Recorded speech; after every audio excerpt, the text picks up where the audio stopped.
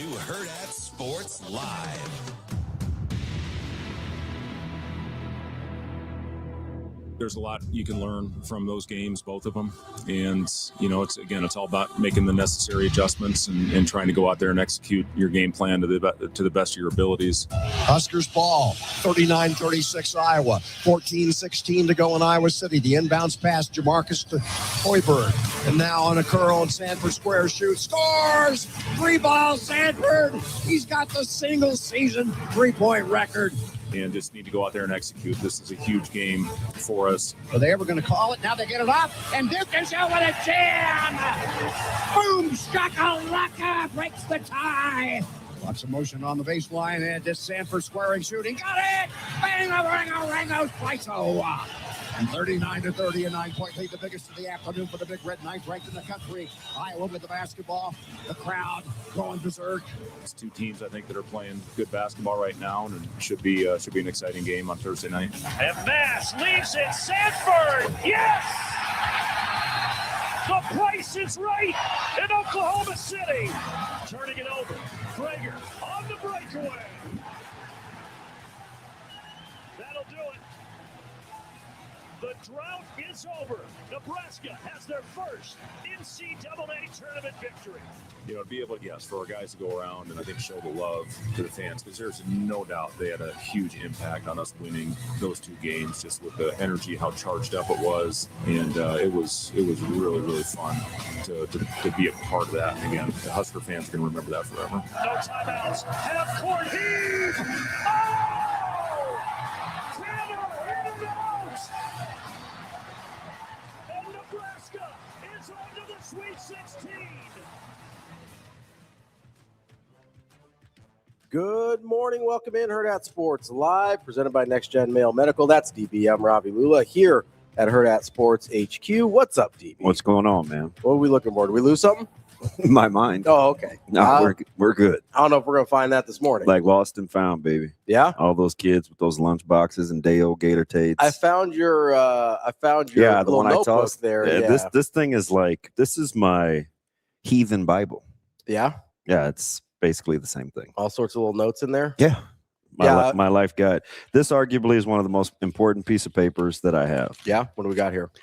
This is my breakdown of empathy, sympathy, and apathy. Oh, okay. With my codes. Anytime I feel myself, I don't know, basically dealing with you or anybody else. Yeah, just human beings in general. This is a great little navigator. Yeah. Yeah, you've had that one for a while. Oh yeah. So my one of my guy that I talk to, my professional. Mm-hmm. Although he doesn't have a couch, but he does have like dimmed lights. Yeah. He explained to me the phenomenon of, wait, squirrel. He just pulled a Mystique. He just shapeshifted. What just literally happened to Sasha? I don't know, but that's not her. Clearly. Anyway, he was explaining the phenomenon. It's fine. He was explaining to me the phenomenon of the dim lighting. Yeah. And I was like, oh, maybe that's why I like the dark. Maybe it's like the opposite, when you got the interrogation light and they're like, yeah. So he had this was so long ago. This was first back when I was losing my mind. He like flipped them on bright, and he goes, it was something to the analogy of how would I feel like walking into this versus this. And then I was like, oh yeah. And then he said something else, and I was like, oh, sold. That's why I like it dark. I mean, for lack of a better deal. No, that's understandable. No, man. How did you get ready for? How about these gems? Yeah, what'd you do? So my blades got sharpened. Oh yeah, you said you got your knife. And sharpened. I was feeling around in my drawer for the right one. I probably should have turned on lights. See, that's where you don't want dim lights. Yeah, when you're this joker for should have knives. probably been stitched, huh? Yeah, maybe. What'd you use? Super glue? Oh yeah, Yeah. That joker's not good. But I couldn't put anything on it because I needed to open my phone. Yeah, it's not great. No, and I don't have the capacity to type in codes. Hi, A-Train. How you feeling this morning? You good? Good. You look nice and serious. Not near as fun as the other person over there. But she's not a ball of joy either. Shane, how about you? I'm looking Well- for some good vibes. I got good vibes. You got good vibes? Yeah. Is Sasha I'm standing a little taller today. It's a good day. Yeah, you're legit 5'1". Yeah. Have you ever been 5'1"? Oh yeah. Tiptoes? Depending upon the shoes. Yeah. That's pushing it. I'm dead like No, the depending on the shoes. right. Remember that day that you bought the lime green ones and the orange ones at the same time? Was that a good day for your height? Yeah, that was a good day. I bought 2 pairs of orange ones, 1 pair of green ones. Hey, what was the total price on that? Like $27, $30? How do you remember that? Because you said you said they were $9. I thought you said they were $9. Yeah, they were like $9 a piece. Shane, what year was that? That was 2011. Bro, how about your boy's memory? Dude. I And I tell you still that have all the time. have one of the orange ones like almost brand new. Your memory it freaks me out, man. That is wild. Yeah. Where did you get those again, Shane? Well, Target. Yeah, that's it. That's it. It wasn't on the shopping cart day, but it was at Target. No. Funky Giblet says, get Shane some Hokas. They'll give him an extra couple inches. No. So Shane's lifetime supply of shoe budget would be spent on Hawkeyes. Yeah, I know. Because he's not walking out of there with what he'd need for less than 149, probably. Oh, that sounds about right. Are those wooden ones? No, what are you, Geppetto? What? Cloggers? No. I mean, they got. I'm just a little boy. Yeah, but they got like the 2-inch heel on them. That'd make me taller. No, we're not in Holland, and those would be uncomfortable. What? Wooden shoe? What are we doing? You think somebody in the chat was like, let's buy All I Shane can think wooden of is shoes? like Shrek. Yes. With with the Pinocchio and the like little marionette not to thing. get TK fired up. Big Shrek guy is TK. Speaking of TK, he said he told his wife the story about the quad amputee cornhole murderer. Yeah. And as a person in the medical field, she was flabbergasted. Listen, how much time do you think roughly, how much time do you think I spent with anything to do with that story yesterday? I'm trying to figure out if it's more or less than me because I spent a lot of time on it. Yeah. I'm gonna say 2 hours. Under, Okay. but too long. I've told everybody I've seen The over whole the last goal 2 was days. to rearrange my porch, my deck, because I come home and furniture's gone. So I got to scramble. Yeah. Right. I need something to sit on. So I'm out there and I'm like, I gotta get to the bottom of this. Yeah. I tried everything. I stretched for about 25 minutes. Okay. You're trying to like recreate it. All the tricks of the trade I knew to get loose.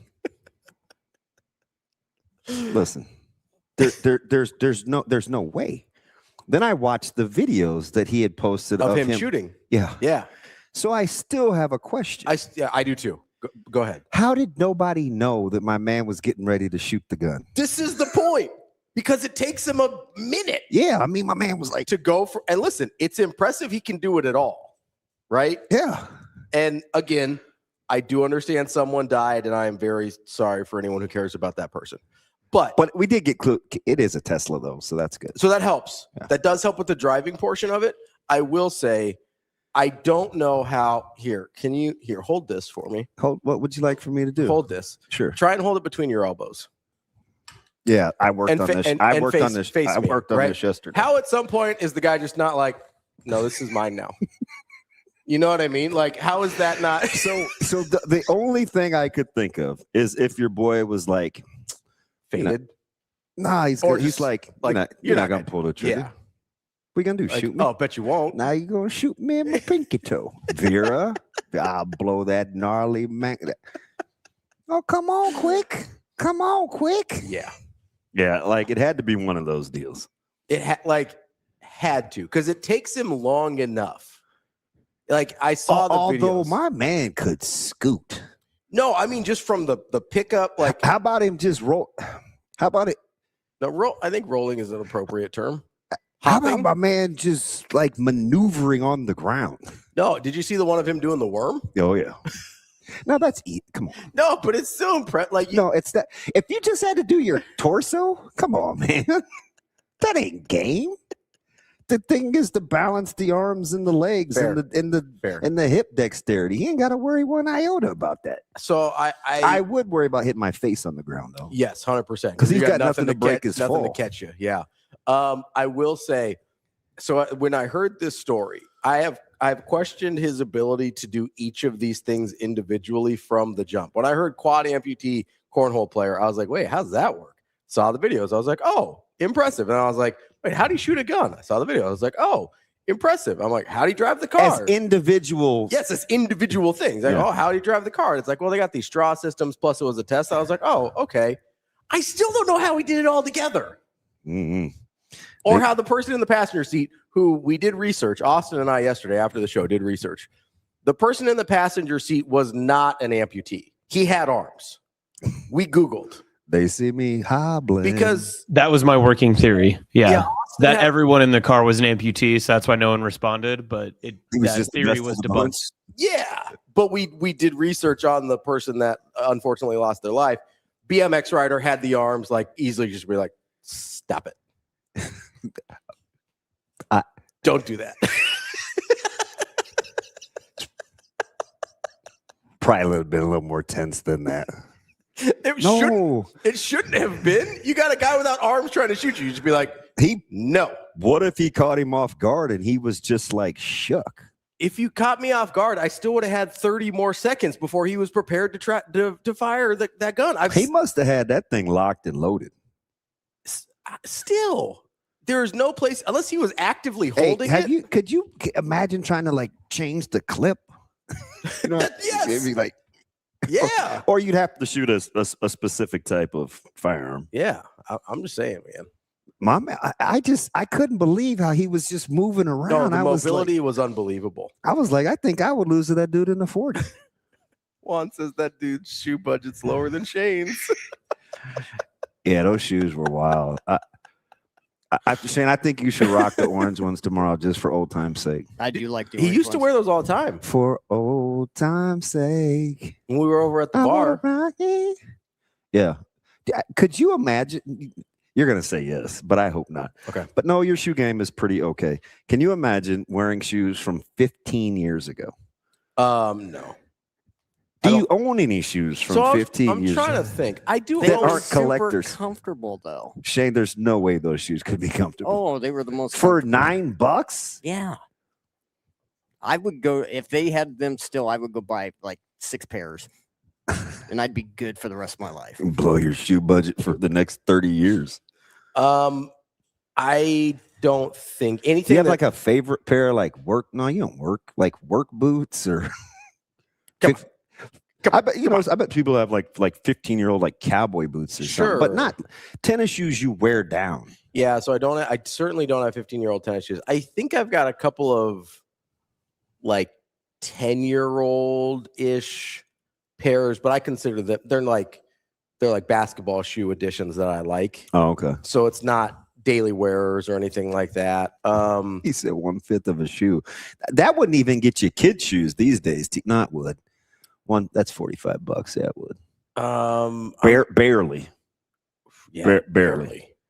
Yeah, I've got a couple pairs of like either Curry's or Jordans that are about a decade old, but I don't wear them often. Shane, I admire your frugality though. I do. That's why you can do whatever the heck you want to do. You want to hop on a plane, which you've never been on a day in your life, and go to Hawaii, you could. Just think of all the money he saves. I know. Shane, you'd have lost your mind at TSA. He probably spends it all on that vape juice, though. You got that hula berry can't be cheap. Vape juice. She only want me for my vape juice. That's not the words. Oh, it's not?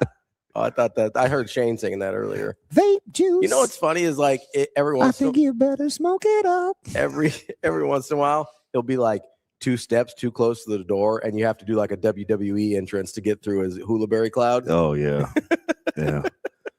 Shane, I do have one more question before I get to something.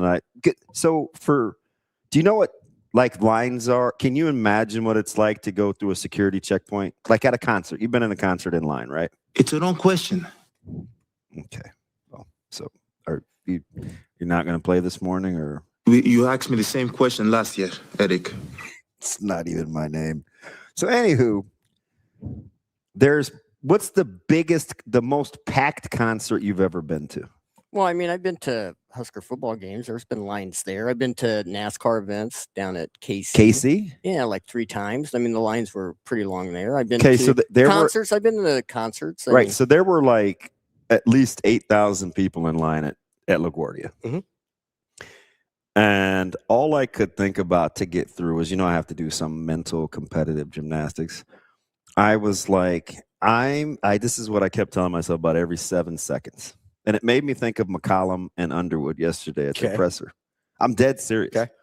All I could think of was to the opposite of what they're saying. Mm-hmm. I'm so spoiled. I don't spend much time in commercial lines. True. This is the least I could do.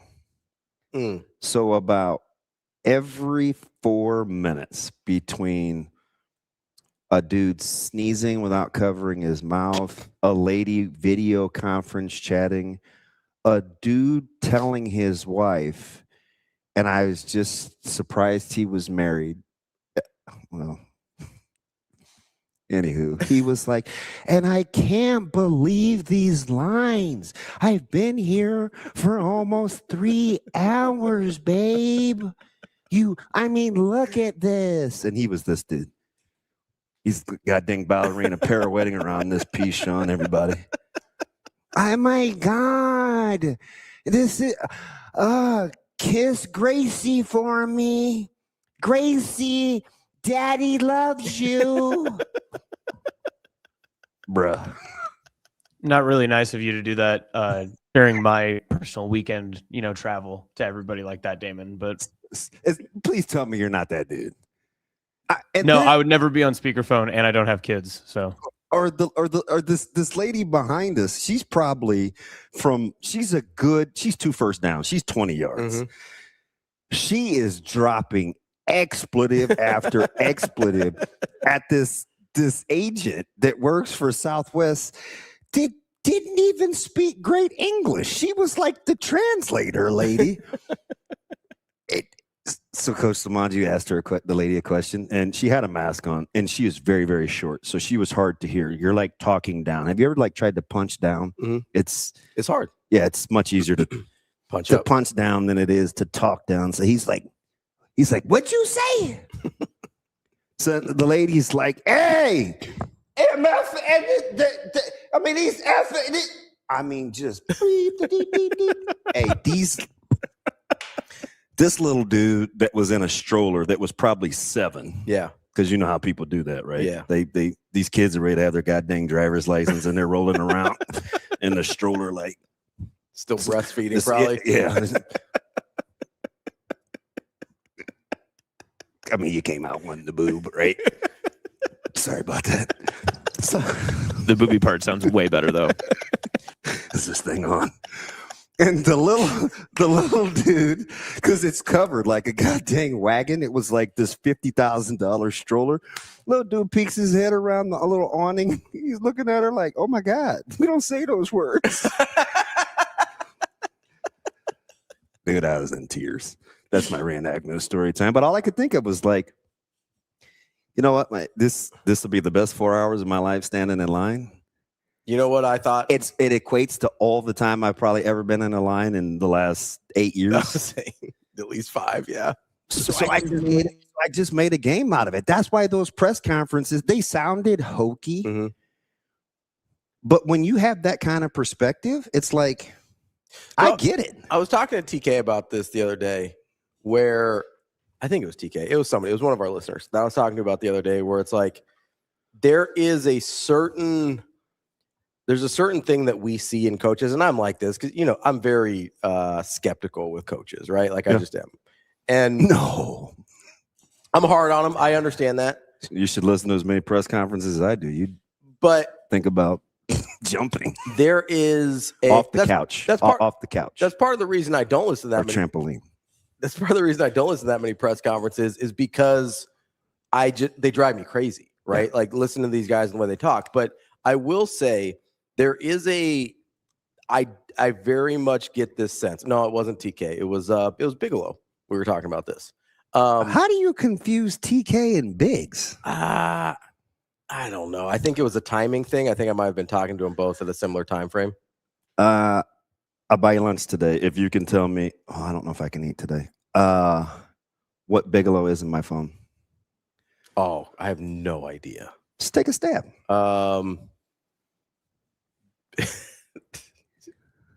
Mr. Bigelow. I don't know. Oh my God. Almost. I was like Mr. Biggs.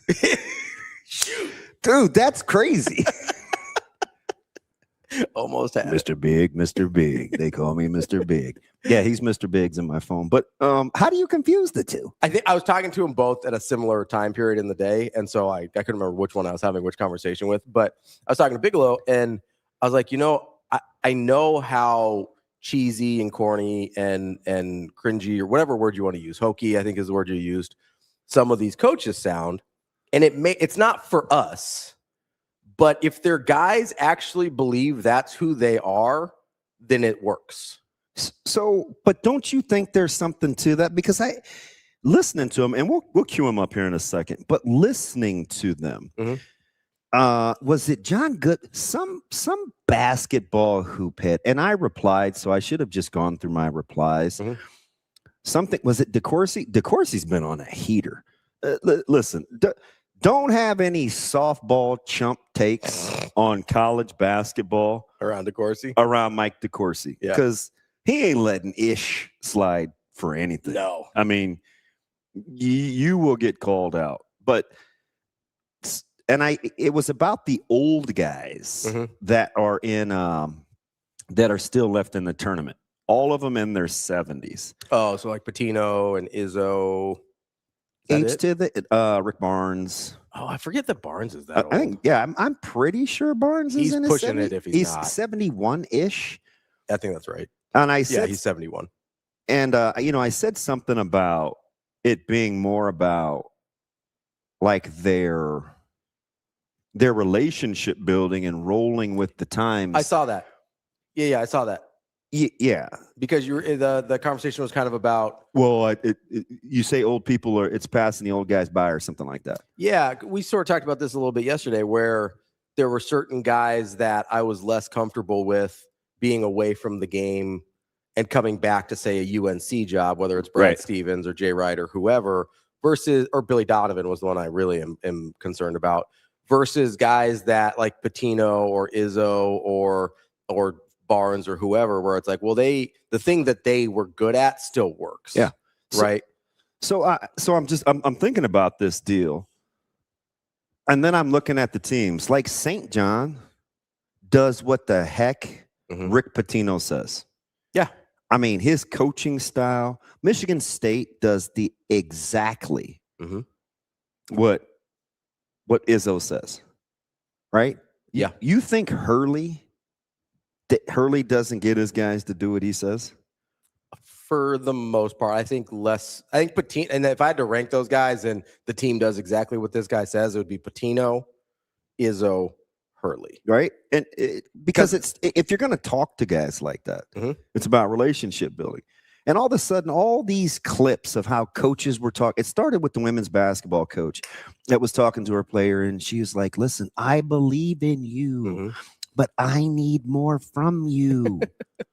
And I mean, she's not saying it like that. I mean, she's like going she's like right there, yeah. And then you get these clips cut out, and it's like, oh, the positive interaction. And, the comment section was, oh, but she's got to have a lot of trust in relational, emotional equity in the bank to be able to, I don't even know why I'm standing like this, to be able to talk to a kid like this and yada, yada, yada. And I'm just thinking, we're way overthinking it, because we talk about this all the time where we say in press conferences, oh, this can't be where the first time a player heard it. And, remember when you were 10 toes down on Cronin, right? Where it's like, because a part of what you were saying, I was like, well, if he's told this to the players and that's the sentiment, it probably isn't going to be as detrimental as I wanted to make it about a guy isolating himself from as a leader, as a coach from his team's performance, right? Because that was kind of, I'm like, well, dang, it's on your watch for sure. You know what I mean? So when I listen to these guys, I'm like, who plays like their coaches sound? Like if Tino is the one that I would rank first on that list. But that's what you really want. For sure. Like, look at all the successful team. They play like their coach. You think, and I know you think basketball specific or football too? Man, it's in general. Okay. Well, give me the best case example of a really, really, really good team that you think doesn't carry themselves like their head coach, so, like the greatest variance. I'm having a hard time separating personality types from how they carry themselves. Well, don't you? Well, I believe that to be the case. You know, because like there were like I'll stay close here. I think there were a lot of guys on your guys' teams that were personality-wise a lot different from T.O. No, but we took on the temperament to be successful. Well, that's what I'm saying, like how they carried themselves versus what their personality was. Like that's what I'm having a hard time separating. Yeah, but the question is still the same. Yeah. What teams play we played almost exactly like his personality. Diligent, unflappable, robotic. For as big of personalities as we had. Yeah. Like, give me something you think's to the contrary. I'm trying to come up with one. I know you hate him. You think the Celtics don't play like Missoula? No, they do. They're a little nuts. A coach that quit, Jerry Sloan. They used to play a lot like his personality. Yeah. Then when they stopped playing like his personality, then he quit. I mean, Huggins is an example of that. I think every Bob Huggins team played like how Bob Huggins act. Now, let me ask you something about this clip. Yeah. Shane, what are the chances you have Underwood's clip ready to go? He's the guy that wears orange. His hair's slicked back. He is pretty slick. I got it. All right. Listen to this. Is this Illinois? I'm an old JUCO ball coach. I drove on 16 passenger vans. You had told me back then that I'm getting to coach basketball in the Sweet 16 and play Houston. I would sign up for it. I would crawl to get there. If we want to beat them, no matter where we play them, we'd have to play great. Guess what? We're going to have to do that tomorrow. And I think they're going to have to play well if they want a chance to beat us. And so we've won on the road. We've been pretty successful doing that in the Big Ten. So I don't pay too much attention to it. I'm just grateful for the opportunity. And playing Houston's a challenge enough. It doesn't matter where. Could you see Illinois playing like that? So once you brought him up, I think I imagine Brad Underwood as like a tough, gritty guy, and that's not Illinois. Interesting, isn't it? But why? Why do I not think they're gritty? Yep. I don't think they have any interest in playing like ugly basketball. Where does he get his guys from? Europe. Okay. A lot of them. Yes. He's not overcoming, but that's the disconnect. Yeah, there's a variance there for sure. Okay. Yeah. But they're still really, really good. Yes. So when they play like that, I'll say, but they'd be better if they could. When they play like that, when they got smoked by Michigan, did you hear any of that in them? No.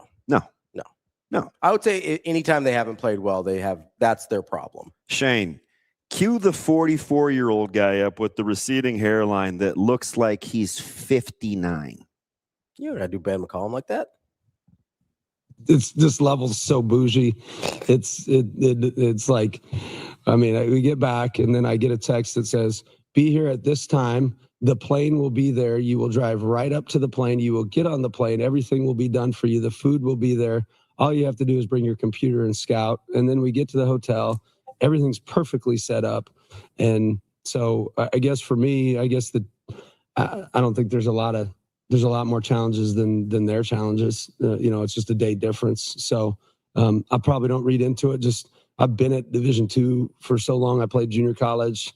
It's you make your bus trips and you get ready to play. And if you're not ready to play for the Sweet 16, then you probably shouldn't be here. It's kind of my thought. Does his team play like that? 100%. Yeah, they do. When you hear Coach Hoiberg talk about being connected and staying in the moment and what's next for this team and not letting the moment get too big for them and to stay with one another, does this team play like that? Yes. I think I came up with one. Give me one. I don't know for sure what this coach's actual personality was like, but this is the perception I have of him. Mm-hmm. Okay. Dennis Erickson at Miami. Oh, that's 100% Dennis Erickson. Okay. Because he seems so just like. Oh, did you watch the 30 for 30 on Miami? Yeah. Yeah. Is he nuts? He's his biggest fan. Okay, fair. He seems just so like he seems so subdued. He oozes okay machismo. All right. His team, because Jimmy Johnson certainly did, but he was very outward about it. Yeah. But like Dennis Erickson, from like if you just like put those two guys next to each other, Dennis Erickson and Jimmy Johnson seem almost like polar opposites. Yeah. So that's why, like on the outside, Dennis Erickson sort of seemed like a very. This is super close to me, not to you, but like doesn't Vasar give you Hubert Davis vibes? Yeah. Yeah, they're the same person. Yeah. Caleb Wilson does not give me Hubert Davis vibes. He hadn't had him long enough. Fair.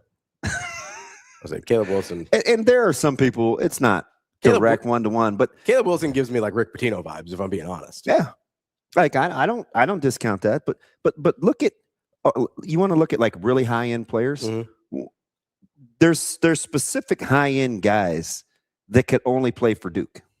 Sure, right? Yeah. How many times we say, "Oh, those are Duke guys"? Yeah, I think of it more the opposite. Usually it's like, oh, that guy couldn't play for Duke. Well, there's only one team, and there's 335 other Division I teams. So the odds of you being right is probably right. No, but I mean, like, I think about it in the sense of there are really good players that play for Duke. I feel like could play for other teams. I think there's a bunch of really good players that personality-wise couldn't play for Duke. Yeah, I mean, maybe. You know what I mean? Maybe. I couldn't see like Grant Hill fitting in with the Fab Five. Sure.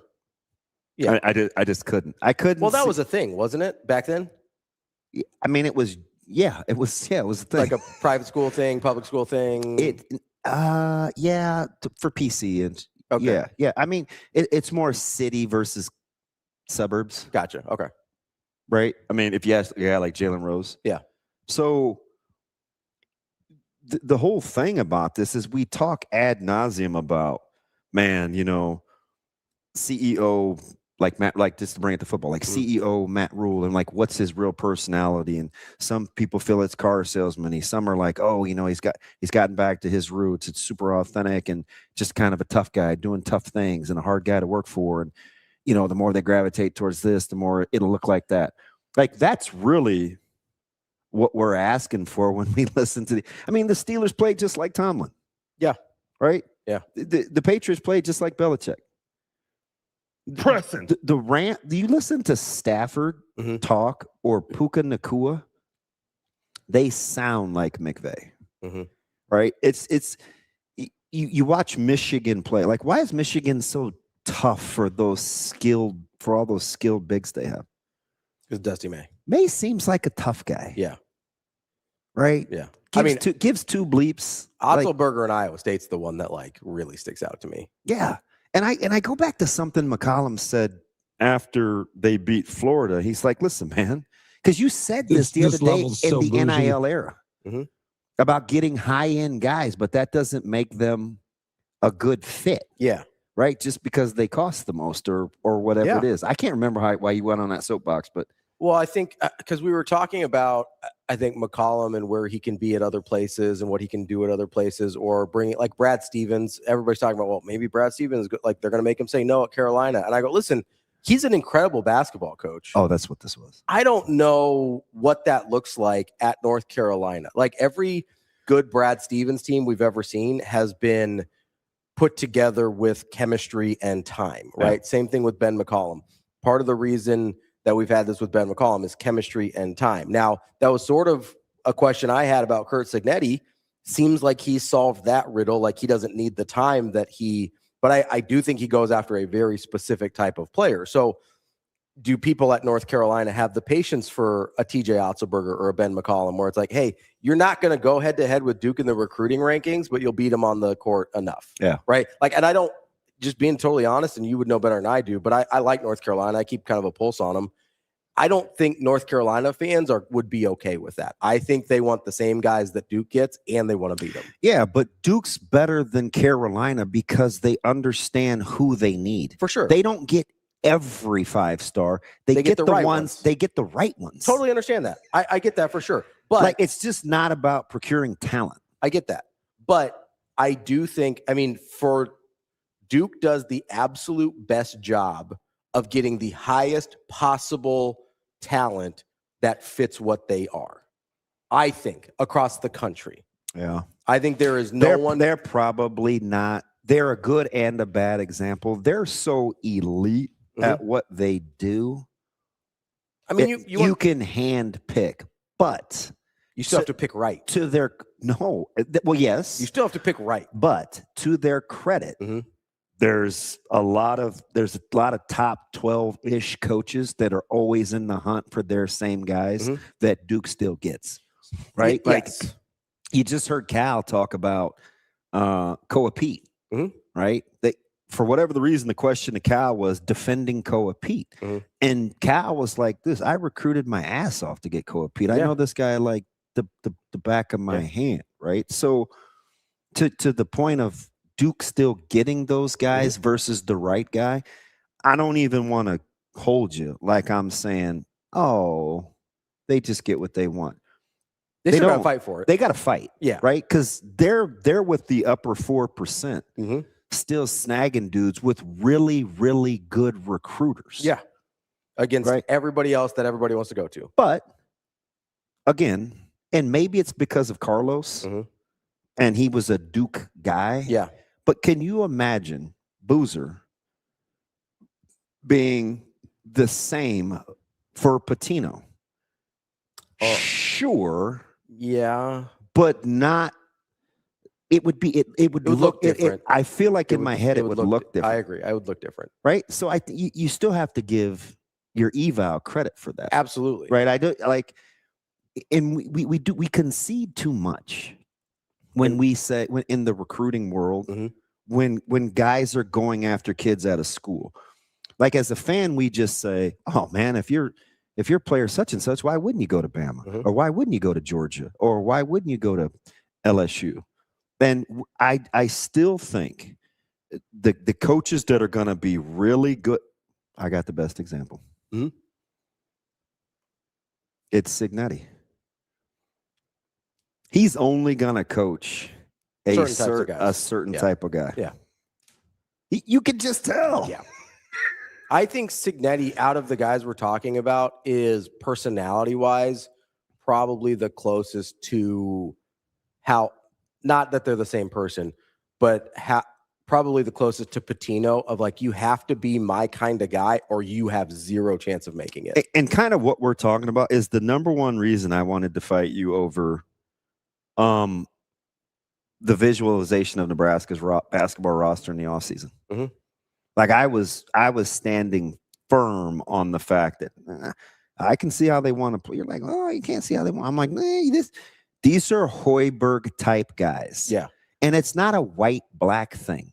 Like, because that was like the running joke. I mean, some of these guys and as African-Americans in the media are just way too casual with that BS. Yeah. Right? Like, oh, it's getting off the white, or oh, it's this and oh, it's that. No, listen, man, what you need to do, whether you're white, black, European, whatever, learn to receive instruction and be coachable. Stop making it like, hey, man, these black guys, man, you just got to roll the ball out there and let them play. Hey, these white guys, though, boy, they are super man, knock that shit off. Yeah. Right? Yeah. Because it doesn't do people that look like me any good. Yeah. So stop perpetuating that. It, as you can tell, I feel some type of way drives about you crazy. that. Yeah. Well, we hear it at Westside. Sure.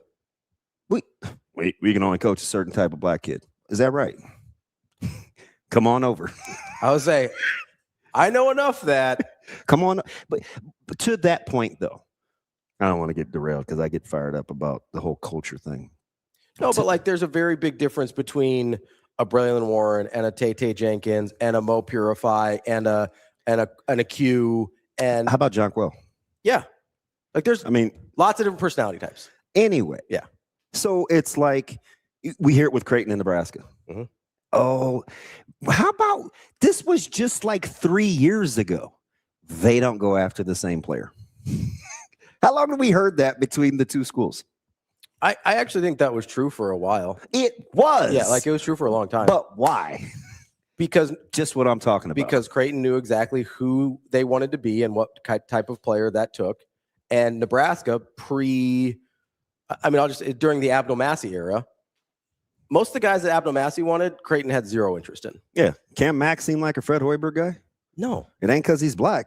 No. You know what I mean? Yeah. You know who would have been a really good Fred Hoiberg point guard probably? Like, I don't know, Mo Watson? Yeah. Like, I just so to kind of zero in on this 740, or what's the $70 million plane that Jordan has, the Gulfstream, the one that just flew into Chapel Hill? Oh yeah, to land that bad boy. Whether I love you. Like that. Hey, I'm tripping, I'm sliding, I'm riding through the back like I don't know what that had to do with anything. I'm just vibing. Okay. The whole key to this deal, as we get ready for the spring game in Nebraska tonight, and these teams that are in the Sweet 16, regardless of what it is, the more disjointed it looks with what you see on the court or the field or the diamond, to we talk about bolt ball, right? Mm-hmm. What is bolt ball? We think it's bolt ball because we think we know Will Bolt's personality. Yeah, because you know how he wants to play, right? Yeah. So the closer you get to what your coach's personality is, if you like your coach's real personality, probably the better chance you're going to have success. So the teams that play the most like their coach, mm-hmm. I think give themselves the best chance to win. If you're a certain type of coach, I get the talent thing. I know you're going to give me pushback, and I'm here for it. Yeah, no, I mean, I'm here for it. I think there's like scales, without question, because right. you still have to compete. Yeah, and like we're the single greatest variable on the planet. It ain't weather. Yeah, it's human personalities. It's human behavior. Yeah, right. Yeah. If I can be at the grocery store one day chilling and eating people the next, mm-hmm. not me. Yeah. But you know what I mean? Yeah, like other people. Like if I can go from Delonte West, the hooper, mm-hmm. to destitute and talking about hot sauce and my mm-hmm. like it's hard. So I get the variance. Yeah. And it's harder the younger you get with players. Typically. Yeah. Yeah. Because the guys, as you get older, the guys that have the most variance just don't make it. 100%. Right? Yeah, 100%. Whereas like in college, talent will override that for a lot of guys. In high school, the people will let talent override the variance in a lot of situations. Like Indiana beat Oregon's head in. Yeah. Oregon's got more talent. Yeah. A lot more talent. Yeah. Like, and that game, at no point was I watching that game and I was like, oh, shoot, man. Just hang in there, Oregon. You got a chance. No, I'm like, this one's good. Yeah, it's like this is a wrap. But the exact same way when so give me one to the contrary. No, I don't know that I have one to the contrary. Okay. I've been thinking about it. I think there's somewhere. I think that the tricky part for me is I think that there's somewhere the guys sort of appear a certain way, and like Greg McDermott seems way more laid back than the way his teams play. But I think if you see him in practice and the way that's not how Mac is. Right. So like it's hard to take public perception versus how they are, because a lot of times you don't get behind the scenes looks at what I saw that. Behind the scenes looks at the way guys operate with their team. I do wonder with like I wonder, with the guy you've got on the table there in Michael Jordan, mm-hmm. like were those Bulls teams more Jordan's personality or Phil Jackson's personality? Because I think with professional basketball, sometimes it defaults to the best player over the coach.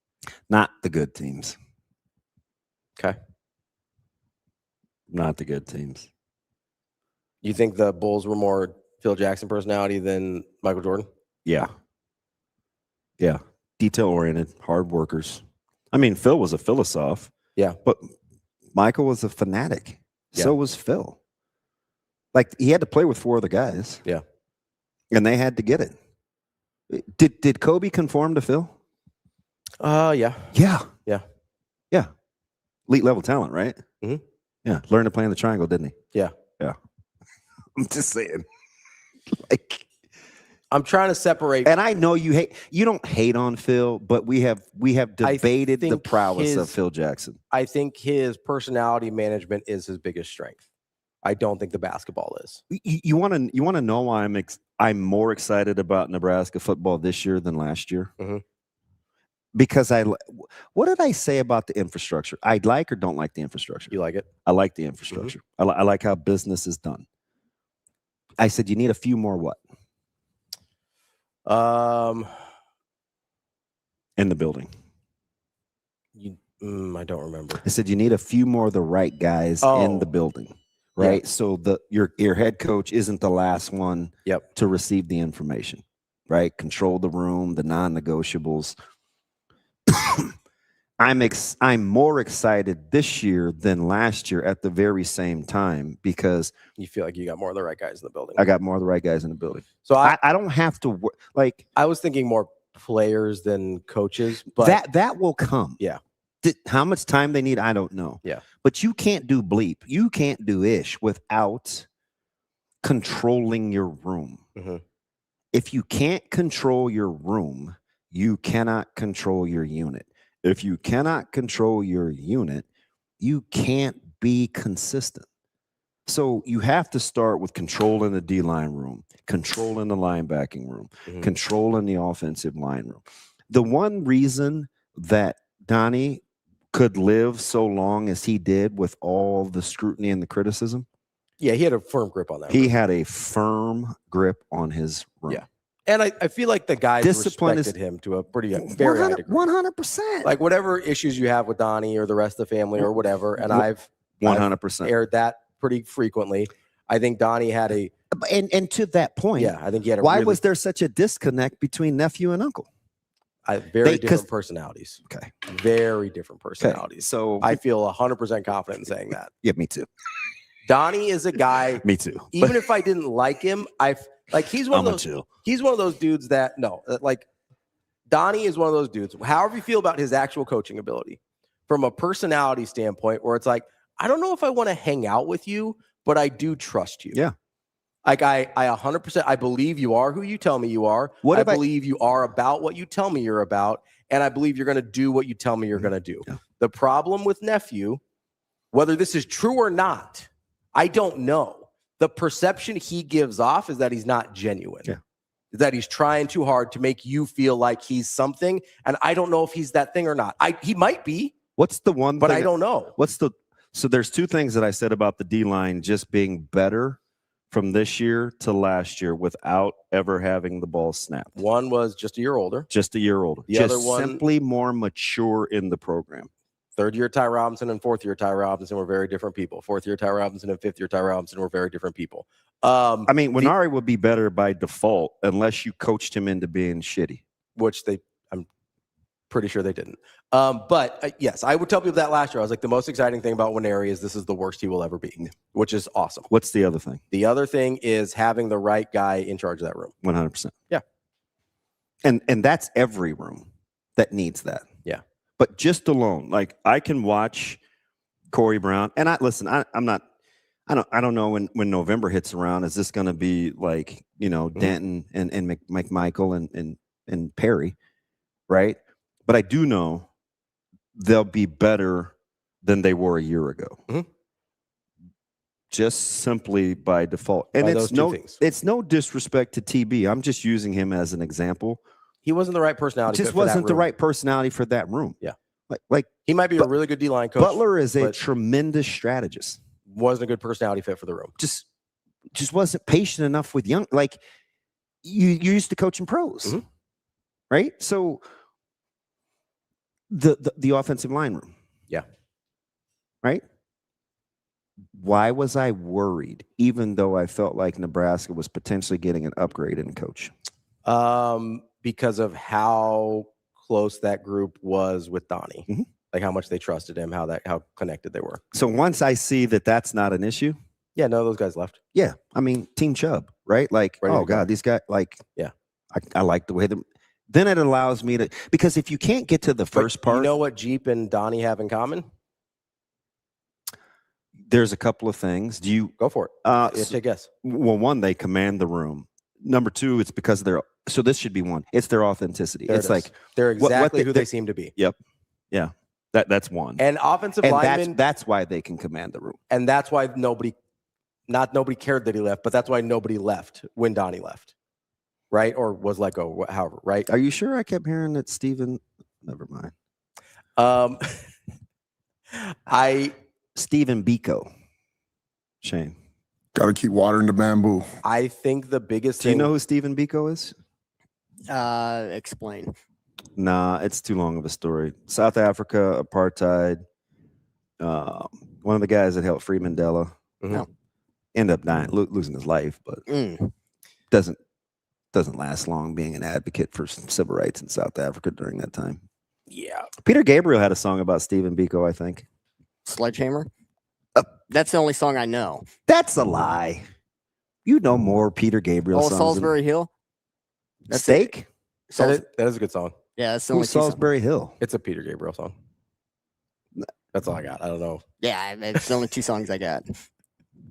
I don't even know how we got on Steven Biko. But anyway. I think the biggest thing, especially with offensive linemen, because of what you're asking them to do, you cannot BS them. Mm-hmm. You are asking them to do the worst job on the field. Steven Biko. Right? Yep. Like, you get very little credit. It is the hardest job to do. It is the most physically demanding. And if you screw up, it is really, really obvious. Right? Probably the second most obvious, I would say, after corner. Corner's really obvious. Oh, when you blow it? Yes. We think. Yes. Yeah, we crushed Hartzog against SC 2 years ago like it was Hartzog's fault, and it wasn't. Right. Get your ass in cover 2. Get over the top of number 1. He's a squatty corner. Yeah. He's squatting in the flats. He's bailing your ass out because you can't communicate. Yeah. So yes, we think it's very obvious when they screw up. You're asking them to do the worst job on the field. Those are guys that whoever runs that room cannot BS them.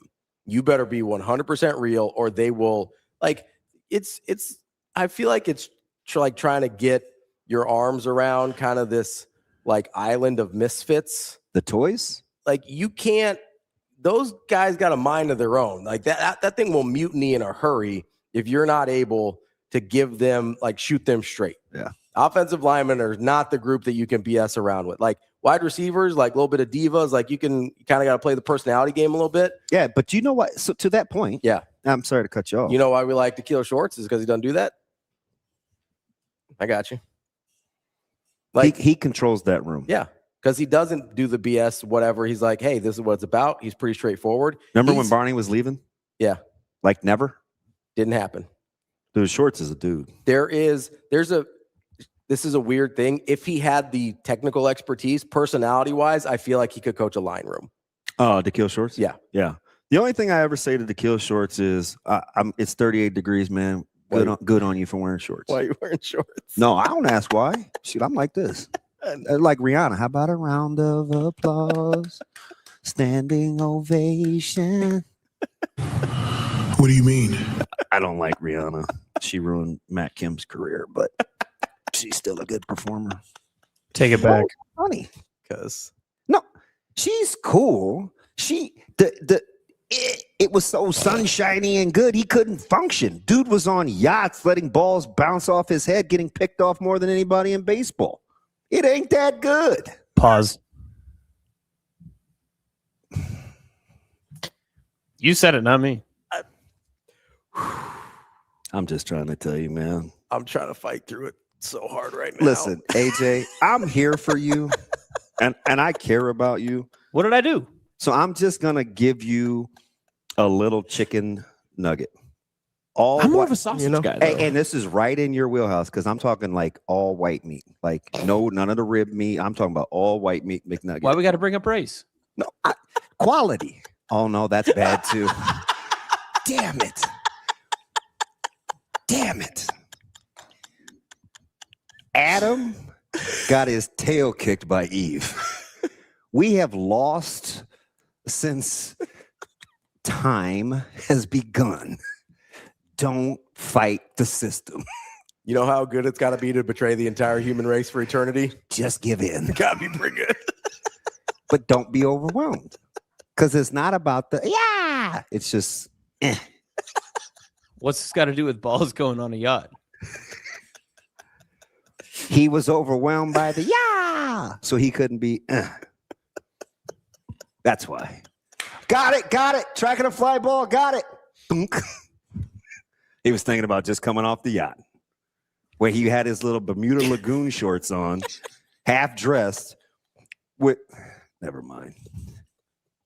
I'm sorry. I'm having a moment. I just want you to know how many. I'm crazy. No, how many jokes I have suppressed. I might explode. We might have to take a break here. No, we got 2 minutes before you can take a break. Why don't you just rip them? I'm just saying. Or is that for the Patreon? I don't know what I was doing. Nobody talks to me in my house. I had to get all that out. No, it's okay. I can hardly breathe right now. DB, I can come to your house if you need someone to talk to. Yeah, but just bring some outdoor furniture, man, so I can have a place to sit. Ooh, you need like a Adirondack chair. Hey, do you want to make some extra money? Because Always. I like my fingers and toes. I need to power wash my deck. Ooh, you want to do that? I can do that. Yeah, it's easy. I said my man's from Sydney. He's 100% power wash something before. Well, we were in a drought, so you couldn't power wash. That was very real. Oh, sorry. Whoa, really? Insensitive. Yeah, when I grew up there was a big water restriction because they were in a drought for too long. McConaughey was very, very low. So you guys couldn't power wash anything out there?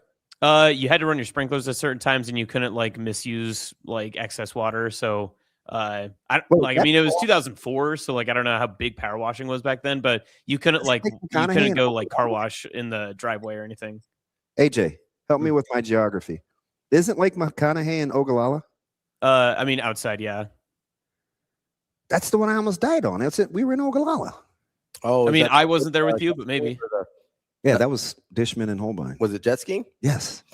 I couldn't remember if it was jet skiing or like wakeboarding. I wasn't jet skiing. I got jet skidding. I did skid. Not my pick.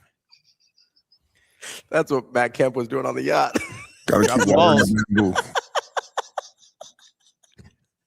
I couldn't stop them all. I did skid off a tube. Some of the jokes got out. This is weird. I'm just going to get this out. Why did Lake McConaughey being low affect Sydney? It's natural runoff from the mountain. It's part of the Platte River feed, so they only allow a certain amount of water out of McConaughey. It's a man-made lake, so that's kind of my point. Like, it's another hour 40 to you, right? Well, they're not pulling water from McConaughey, but it's like an indicator, right? Like it just means that the water is low in the area, because if they're restricting the amount of water that's available at McConaughey, then they're restricting the amount of water that's available in the Panhandle. That makes sense. There we go. Don't let anybody tell you that Dr. Fiance is smarter than you. Well, that's pretty good. I'm going to tell her that right now. I'm going to call her. No, because I think she still likes me. Let's state me in good graces. I'm gonna be honest. She's in bed. She's not listening, so she's fine. I've heard some Dr. Fiance stories. In terms of like life knowledge, he's way smarter. I was raised by these streets.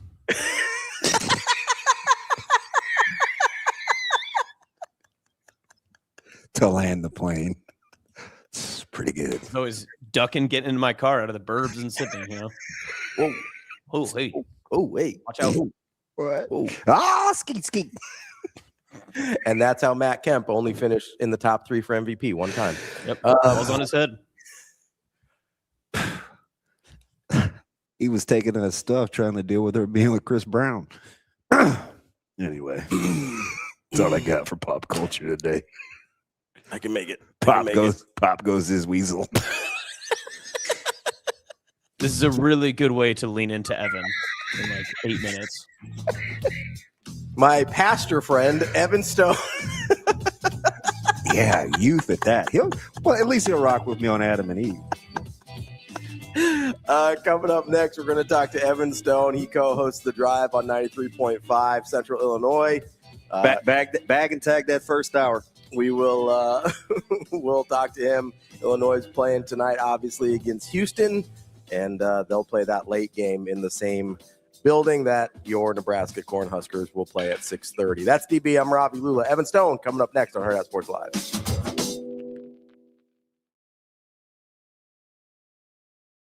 It's the Hyundai Getaway Sales Event at Edwards Hyundai. Save up to $7,000 off MSRP on the 2026 Hyundai Palisade Calligraphy all-wheel drive.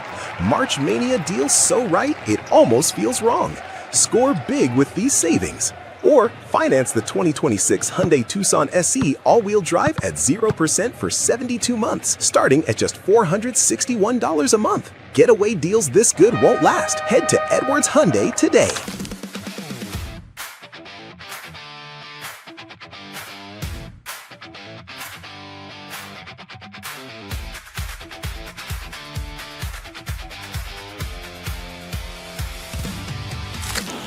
You got to stand your ground. We talked about it in film this morning. Like we gotta be physical, take it in the chest, and it's gonna be a physical battle. So yeah, it's gonna be tough, but it's also a game of will, and whoever imposes their will on the other team is gonna win. It's big. We've done it a couple times throughout the year, but yeah, everybody's got to be on the same page, especially there down the stretch and against Vanderbilt. Like everybody was screaming at each other, like what coverages we were in, and as long as we're all on the same page, I think we can execute. But it's pretty important that we get that communication right, so that everybody knows what they're doing.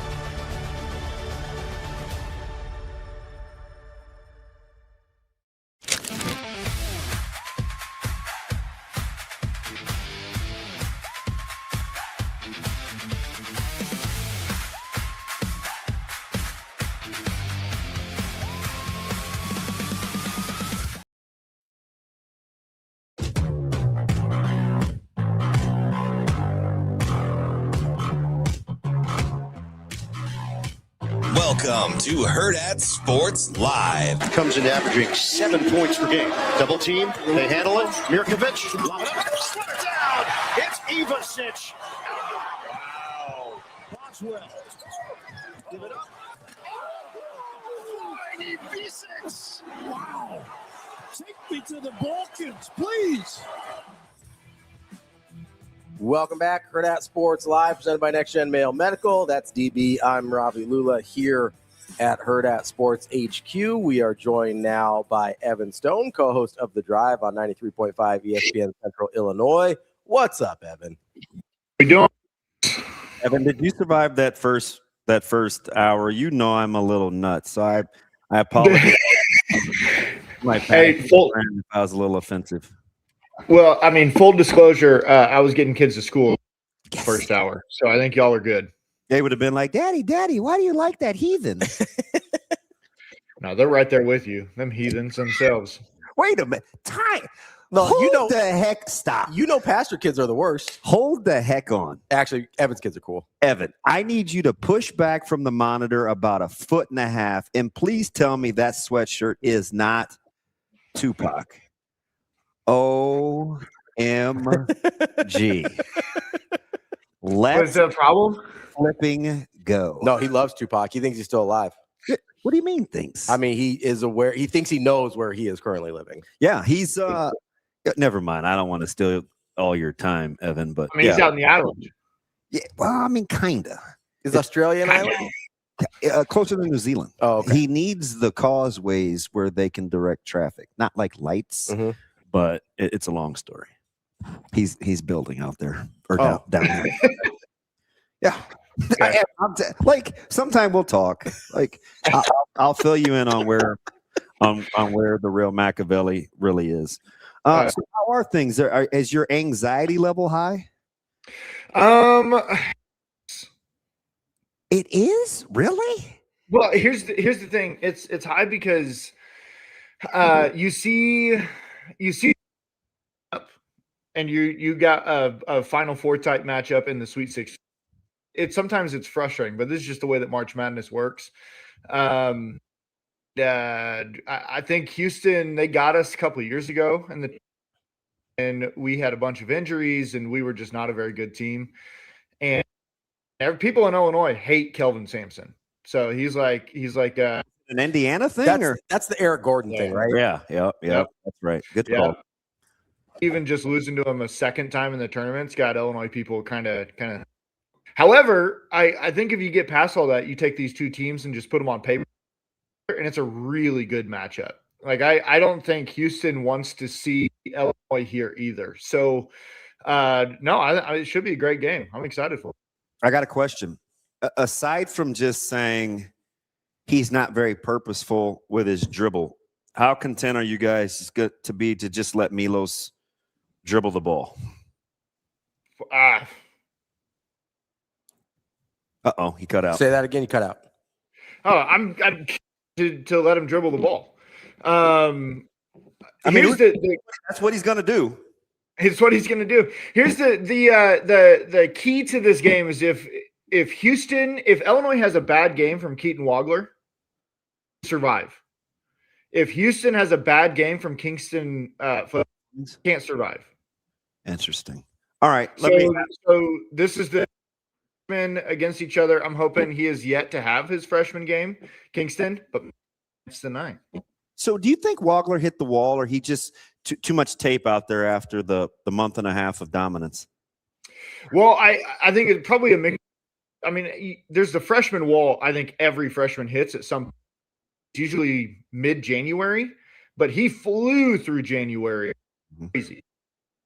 I think what happens is the Big Ten officiating just let him get.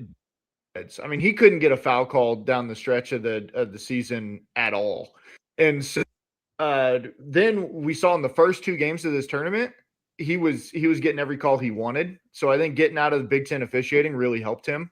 But yeah, other guys stepped up. I mean, when he was hitting that big, awesome stretch for several of those games, there was no Andre Stojakovic. And so he just kind of took it over. And then when those guys came back, I think that's when he realized he hit some type of a. Evan, what do you think? Is it the wall that he hit, or is it more trying to I'm playing with Boswell was back. Yeah, him trying to refigure out with playing with Boswell, having Stojakovic back, and kind of refining his role. Because honestly, for that month and a half stretch, I don't think it's a coincidence. He kind of just could do what he wanted because they needed him to. Where now kind of fitting back in with some other talented pieces is a different thing. Yeah. Maybe more so than those pieces coming back. And this isn't talked about a ton. I think Markovic hit that wall during the stretch. And then after when back, David Mirkovic, who's the other freshman, he started playing. I mean, he in that first round game, he had 29, 17, 7 he was like Windex cleaning boards. Dude, and I think he found himself. And so I don't even know how much of it is versus Keaton just realizing he doesn't have to be what he had to be. Because I wasn't a part of the whole, when Kylan gets, I don't think that was true at all. I think he prefers having someone else bring the ball, have to, and then they can get into their action, and then he can do ISO dribbles, pick and pop action. So he prefers that, but it's weird when you get into the meat of the stretch and 2 of your key guys are out for a big portion of it, and then you're trying to figure it out on the back end of that. So as you're looking at the matchup tonight, Illinois and Houston, you said you think it's a pretty good matchup. Obviously, stylistically, very different teams. Houston super physical, not necessarily the way Illinois likes to play, but when they have been, we were talking about earlier, when they have been able to channel a little bit more physicality, they've been really hard to beat. How do you see this game playing out? The key is turnovers. When Houston's opponent more than turnovers, they're undefeated this year. I think they're 19-0. When their opponents have less than 13 turnovers, they're 11-6. So Houston's when that happens, but all of their losses come when there's less turnovers. And has had 13 turnovers only twice this whole year. So it's going to be fascinating to see how those two come up against each other. Because of Illinois' height, everyone wants to talk and what they can do, which is true. To trap and to attack ball screens when you're 6'3", you're 6'7", because he can just throw it over the top of. And I'm very intrigued. I think, correct me if I'm wrong, Houston plays kind of a defense to what Nebraska does, where they attack the post, they trap the post, all to kind of come inside, and then they go get it. Game against Nebraska, Illinois really struggled. And then the second game, they did much better. And then they played VCU last weekend, which I've been calling the JV Houston. They basically are the same team, just not as good or athletic at doing it. And so I think they've seen this defense a little bit, and they feel good with how they want to hit. Let me ask you, because Senac Jr. and some of these guys, these post players for Houston, he's 8 a night, he's 6'11", super pogo, sticky. If Tugler can stay out of foul trouble, they're awful active. Are you concerned at all about Illinois' athleticism around with their front line versus how Houston likes to play with their bigs? I'm always concerned about Illinois' athleticism. You don't get 5 guys from the Balkans and be like, well, they're athletic. That's not it. And so, yeah, there's a little bit of fear always that if athletics takes the game, Illinois is always going to be a step behind. And Illinois' post defense is not great. We know that. That's fine. It is what it is. Tommy is 7'1", but at the same time, he's not a great post defender. A lift on his vertical, and it's not explosive, and so very good shot blocker. Now his twin brother Z is an incredible shot blocker, one of the best in the nation. As you played the on the intro here of "Take Me to the Balkans, Please," as he has the play of the tournament so far. But he's a pole. I mean, he can get back down super easy. He tries his defensive styles to try to bait you into getting your shot block, trying to play defense. And so, yeah, athletic worry me a little bit because if you get those guys on an island down there, now what helps is that Houston isn't jacking a ton of threes successfully. So maybe you can double up a little bit easier. But yeah, you these Illinois guys, and it's a worry, but we can let them make their twos as long as we make our threes, and we're good to go. As you're kind of looking at the way that you're bringing up obviously all the guys from the Balkans and kind of stylistically whether they're not super athletic or kind of more of a finesse team, is there? We were talking about this earlier with Underwood and kind of his personality versus the types of players he's recruited. It locally, does it feel like there's a disconnect kind of between, like, Underwood seems sort of like a gruff, gritty guy, sort of like a tough guy, whereas he's not really recruiting that type of player. Is it just, hey, I'm trying to get the guys that I have access to that have the highest talent level, or do we have a misunderstanding of the type of game that Brad Underwood wants to play? Well, I do think this is one of the first years where you would look at that. I was supposed to be kind of that guy on the team, that like bulldog mentality, like all of that. But this is kind of the first year that he's had a team that's completely different direction. And so I think rebound, they hit the glass. Like, yeah, I think what happened is so Tyler, but his son is essentially the offensive coordinator of this team. And I think he kind of just looked at him and said, "Hey, what kind of a team do you want?" And he started building a roster and a team. They've done so good at building overseas connections, at just bringing guys in from overseas, guys that I kind of like it. And I think Underwood has realized these guys that you bring in from overseas. So whether it's a Tommy or it's a David Mirkovic, these are guys that they're freshmen, but they're older freshmen. They've played, and so they kind of know what it's like to do basketball as a job versus talented freshmen in the States coming from, and they're still kind of, these European freshmen haven't been catered to for very long. They've been on the grind. They've been on the charter buses driving from country to country. They've been in dirt hotels. And so when they get here, starts to coach them, I think there's a maturity level that he has with them that there might not be with the 18-year-old kid from Chicago that's coming to be a yes and no. I do think Underwood changed style quite a bit over the last 3 years, where he's not as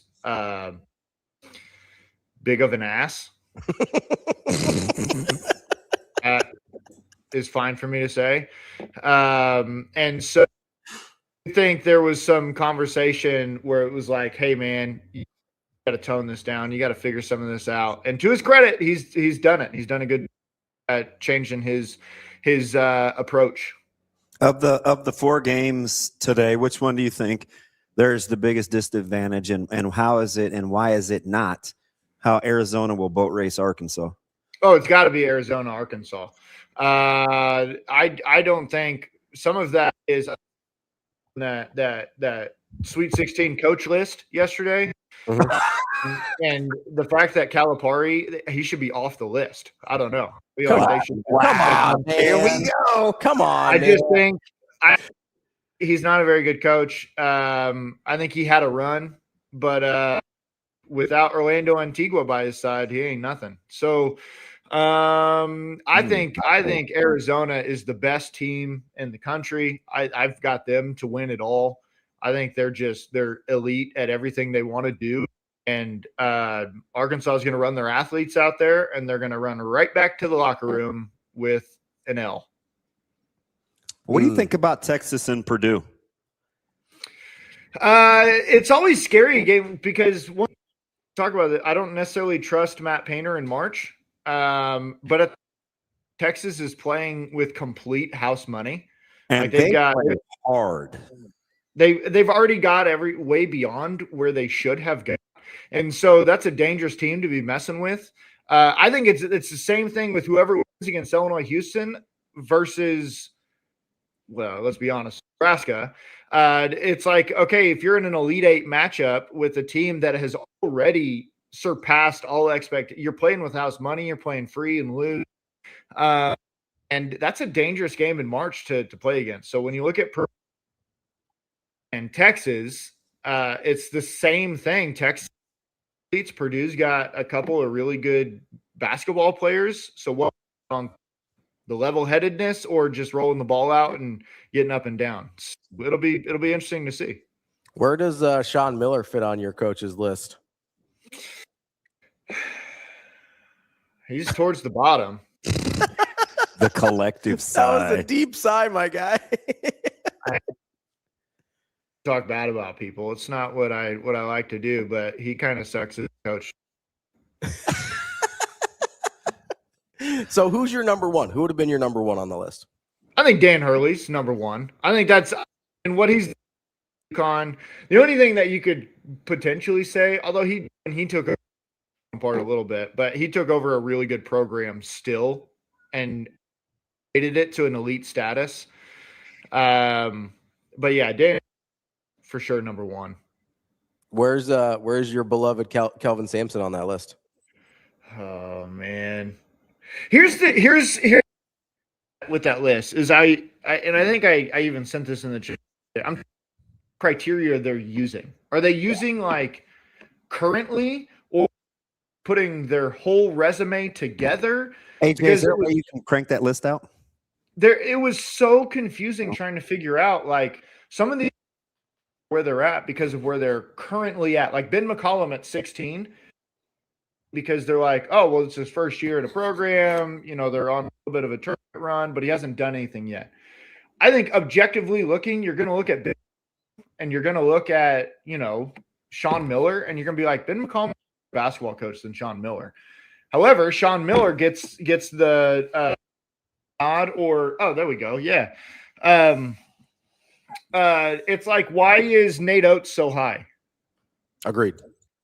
Like what is the metrics that they're using to put Nate Oates at 6? Recruiting rankings? Well, I mean, or Rick Barnes at 11. I don't think I understand that was it. interesting. But Calvin Sampson, I think, is a really good coach. 7 straight Sweet 16s is pretty crazy at Houston.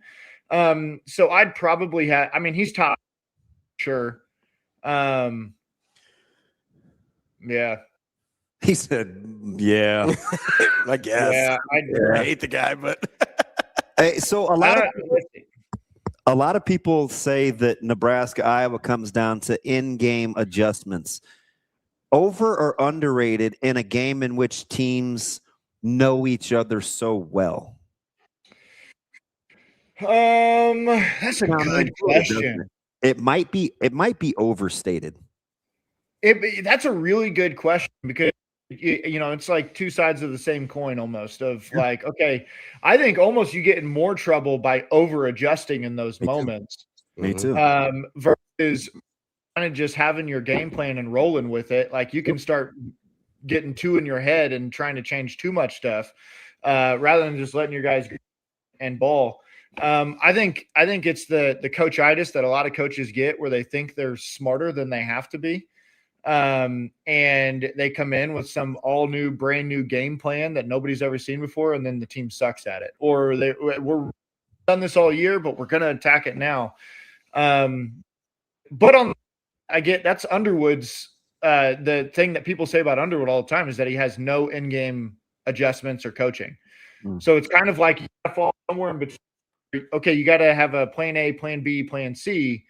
But you can't abandon plan A too quickly. So, all right, Evan, how do you think the Nebraska Iowa game goes tonight? I really like Bennett Sturtz. Like, he's one of my favorite players in the tournament still.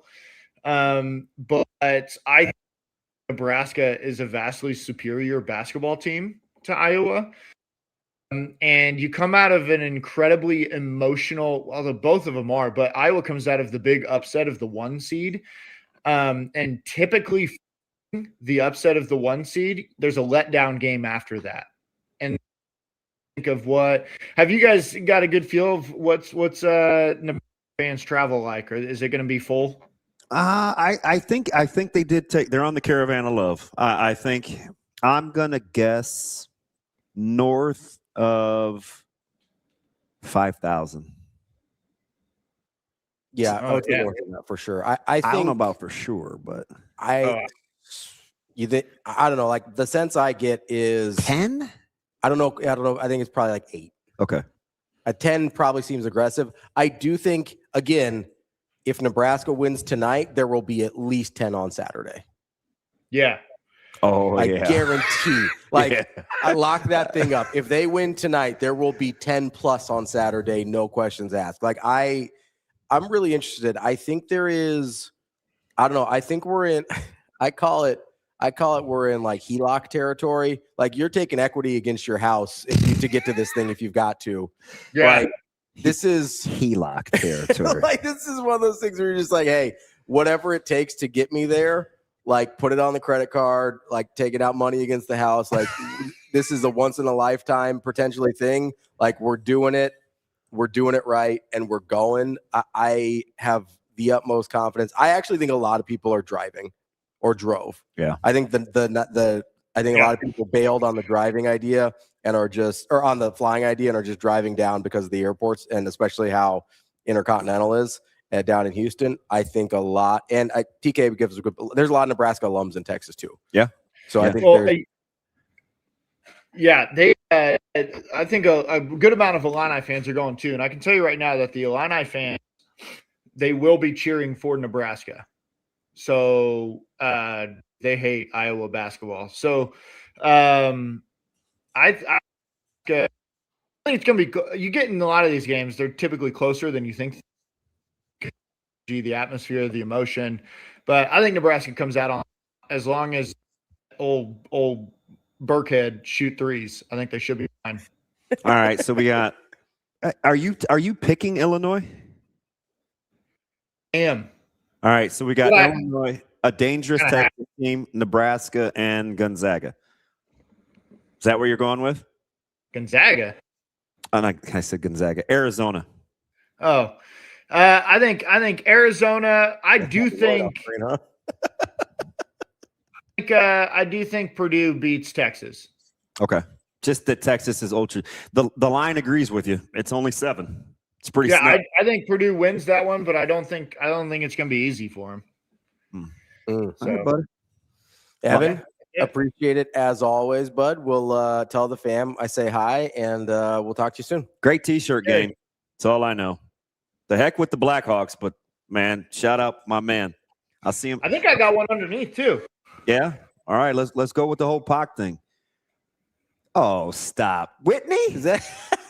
If I like Tupac. Why are we rocking Pac and Whitney today, man? Oh, Whitney.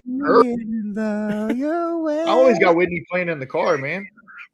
No, she was one of my dad's favorites. So Evan, I'm telling you, man, I like you more every time I talk to you. Here's the thing: is when the kids are in the car, it's Whitney. When the kids are out of the car, then it's fair enough. Yeah, you just I'm the dude in Office Space that is rapping along, and damn, it feels good to be a gangster. Oh shoot, man! You look. If it was still open, you look like you take off the hockey hat. You look like you're ready to roll up to the chicken shack. Hey, bro, I'm always ready to roll to the chicken shack. I'm always down. That's they're out of business, right? RIP, they're gone. They got shot up. Oh, they didn't make it. I think I'm mad. If I told you how they do change at the chicken shack, they'd have to go to the corner store next door. Yeah.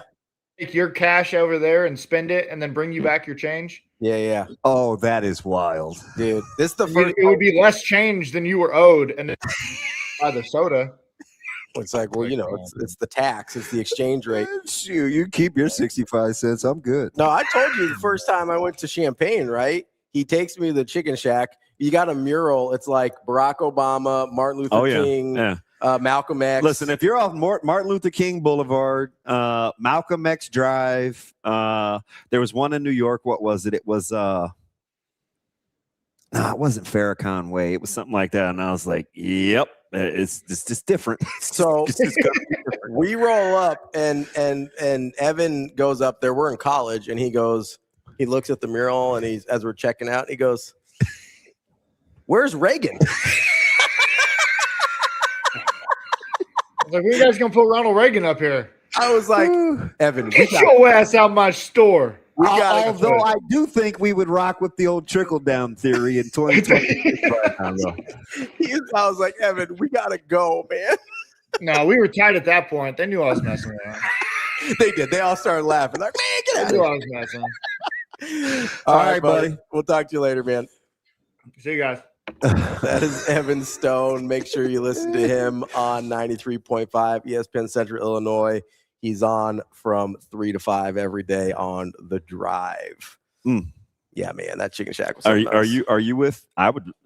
I'll be honest with you. There was a Cricket Wireless nearby. So I told you the trifecta. Yeah. Churches? Nope. Oh, it's a Cricket. A knockoff mobile store. Okay. Sometimes it's like a Boost. Nails. Okay. Alcohol and or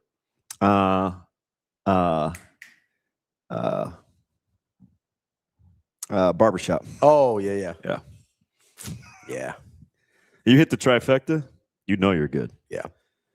You know you're good. And we'll be hitting one of those places when we go to Chicago for Big Ten Media Days. Where are we going?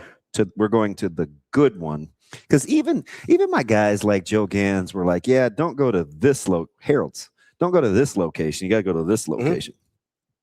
Yeah. Me and my old partner, we walked to Harold's. And I did it with Severe too. Yeah. I did it with both of them. Yeah. Yeah. Well, there you go. You got to make it. The B&B we stayed was right next to the good Harold's. Got to make a trifecta then, I guess. Yeah. And you're talking like the glass that you poke on and it's not very forgiving. Yeah, like and where you give the money back, like the one at our hotel at the gas station across from our hotel in Indy. Yeah, so you don't get change next door like you do at Chicken Shack, but you know your drinks they're in a vending machine right next to the counter. Yeah, you can figure that out. Dead dog serious. Put your money in, hit the button, and see what one falls out. That's how you get your drinks there. They ain't got time to be doing all that. No. Let's take a quick break here. They do have fire gizzards, though. We'll come right back. If you want to watch Nebraska and Iowa, Illinois and Houston, all the other games, you should be out there at Hurrdat Sports Bar and Grill tonight. Austin and I will be there starting at 5:30. We got pregame show. We'll do postgame show. We will also have food specials. We got $15 pitchers, $17 buckets, $9 build your own nachos, or $9 pretzels. And don't forget about the $7 rivalry refreshers. There's a red one and a yellow one. I better not see any yellow ones in the house tonight. Better be all red rivalry refreshers. No Iowa fans allowed, although we will take your money. Be there at Hurrdat Sports Bar and Grill. Come to our watch party for Nebraska, Iowa. We'll be right back. More Hurrdat Sports Live. March into savings at Edwards Nissan. Lease the 2026 Nissan Rogue Platinum starting at just $339 a month. A premium ride at an unbeatable price. Drive away with more this spring. Or save $2,650 on the 2026 Nissan Pathfinder. Plus, finance at just 2.9% for 72 months. Don't wait. March into savings right now at Edwards Nissan. It pays to make the drive to Edwards Nissan.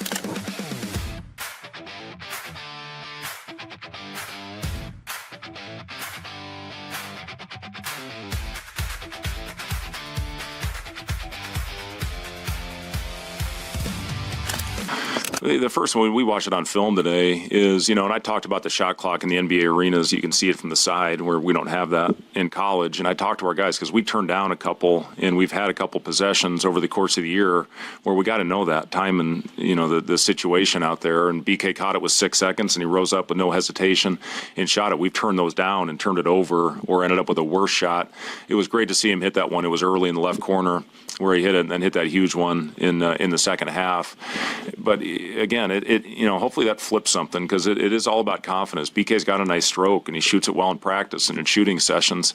So to be able to raise up there in that setting and one of the most pressure-filled games that our guys will ever play in and hit a couple of huge ones was big. I gave him the game ball even after he squeezed Sam's headband sweat on me during the interview, which pissed me off. But yeah, I still gave him the game ball for knocking down those threes.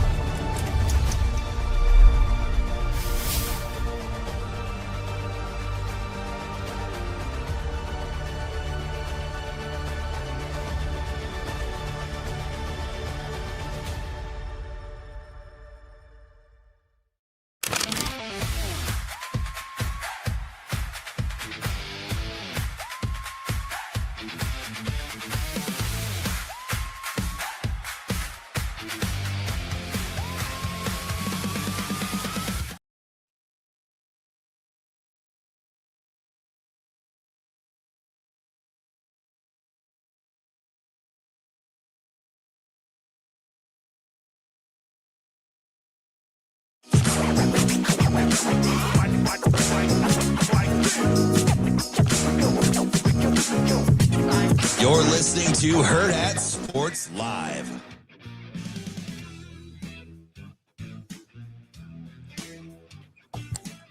Welcome back, Hurrdat Sports Live. We're here at Hurrdat Sports HQ. That's DB. I'm Ravi. Lulla. You haven't blown that in a long time. You know, I'm trying. Knock on wood. You know, it's like a week straight, maybe. I know. I think I've done it. I did it like 2 or 3 times early. Yeah. Trying to lock in. You know, trying to get it right. I think my glue's wearing off. Yeah, let me see. Well, I just washed my hands. She's getting a little wider. Well, why are you flipping me off, man? That's not cool. God, this thing sucks. You should see me tie my shoes. It's like higher degree of difficulty. I wish you could have watched me. Like if we had cameras, like your boy, this chair is it's too forgiving, but yeah. Like I had my knees tucked at my chest. Trying to figure it out. And I was just like, I felt like I was like dancing. I was like trying to just do my thing. You're like Will Smith and Hitch, like just stay right here. Yeah. You don't need no pizza. But then when I was watching him move around, I was just like, oh, like just to be able to have force against the ground, like to gain ground. Yeah. Like my man was like, and he would flip the cartridge, and I was like, this is fascinating. I hesitate to say this. That's fine. Have you ever wanted to see something on your phone and you change the angle as if you're going to get a different vantage point? I mean, not bigger, but like, so when he did this thing where he like he put the cartridge in. Mm-hmm. And so I turned my phone diagonal and I was like, how is he grabbing the cartridge? Yeah, I have wondered that a lot with the videos I've seen of him, because he does like seem to sort of grip things a little. Yeah. And I don't really know how that's happening. Maybe like he had like rapid weight loss and he has some loose skin. He can like. So I know from other people I've known that have had amputations or born without appendages, like they will do surgeries to give you sort of like a pincher. Yeah. So I don't know if maybe that's a situation, because he also had like a little bit of a protrusion, I guess, on one of them to actually pull the trigger. Protrusion, something that pokes out a little bit, you know? I was gonna say it like a nub. Yes. Yeah. Well, I didn't want to use. We could be game show partners. I didn't want to say nub because the other part is it was like a nub on a nub. Yeah. You know what I mean?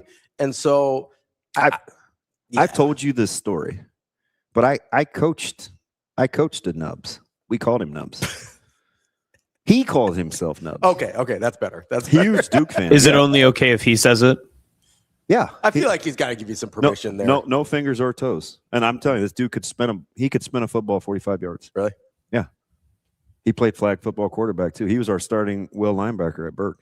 Dude, I played basketball. That's who I got my Blackstone from. That I'm trying to sell basketball with a kid in college that only had one hand, and he was the best basketball player I ever played with. He was phenomenal. I did have a situation with a ref one time though, because we were sitting there. This ought to be fun. Yeah, so we're sitting there, right? And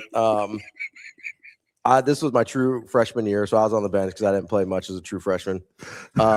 And so I kind of like make it right. It was my head coach's first year, and so I don't know. I sort of like he would talk to me a lot about stuff while we're kind of during the game, because at that level the assistants can't always make the road trips. And so I'm talking to him, and they called a foul on my guy Raymond. That was the guy with one hand. And I was like, Coach, ask him what the call was. And he goes, he was grabbing him. Uh-huh. And I go, okay. I was like, sir, sir, he was grabbing him. He was grabbing him. I was like, sir, the one hand was up here, correct? He's like, yep. And I was like, look at him. How did he grab him? You're a player? Yes. Oh yeah, you're gonna have to sit your ass down. I had a little leeway, I remember we were in Barclay, Kansas. I remember it. Yeah, you're gonna have to chill. I was like, hey, no, I was talking to my coach. Oh, I thought you were talking to the official. No, I was talking to my coach. Hey, I know I'm not playing. Okay, excuse me, Mr. Official, come here. Like I could see you doing some ish like that. No, I was trying to get my coach to talk to him. I was like, Coach, his one hand was up here, right? He's like, yeah. He goes, and he called it grab. Don't be that guy. What? Everybody's coached. AJ, have you seen those guys on the bench that This happens in football all the time too, where the guy's not really going to play, but he's like in your hip wanting dissertations on what's happening in the game. Yeah, already, before you finish the story, this was me. So thank you. Yes. I was helping, DB. I was helping. Honorable mention, Omaha World Herald, by the way. People forget. All state honorable mention, baby. Sydney's finest at safety. People forget that they messed up the stats, so they awarded me an honorable mention. So shout out, Stu. That 100% should be in your Twitter bio. But everybody knows that player, right? They're just like it's like they almost want your attention, so like it's like you forgot to put them in the rotation. No, I knew what my role was on that team. I knew I wasn't playing. Coach. Hey, so on that pin down, he even give himself a good like hey, Ravi, you don't imply passive aggressively that you know more than little Timmy Turtle out there. Timmy Turtle gets buckets. You chill. Coach, man. Does he want to bring it up the sidelines against that pressure? It's like he's inviting a trap. You know, like you suggestive hate. Mm-hmm. That's you? No, I wasn't suggestive hating. I was helping. Coach, did he miss that blitz on blitz pickup? Was he supposed to have the outside linebacker there? I wasn't being passive aggressive. Mark, sit your rear end down. I was helping being another set of eyes on things. The assistants couldn't come to Barclay, Kansas. They had real jobs, man. Can't make all those road trips when you're on like a $400 stipend. Oh, you make me laugh. So I was helping out. You need another set of eyes. He said, but I had a hand up. Man, he can't put his hand right here. I mean, he had pinchers. See, DB, mine was always, Coach, have we called this play yet? I always tried that one. I think this will work. You're trying to get him to call the play that you're in? No, God, no. I wanted to win. Oh, man. He said, yeah, before you go into any stories, that was me. No, I wasn't trying to.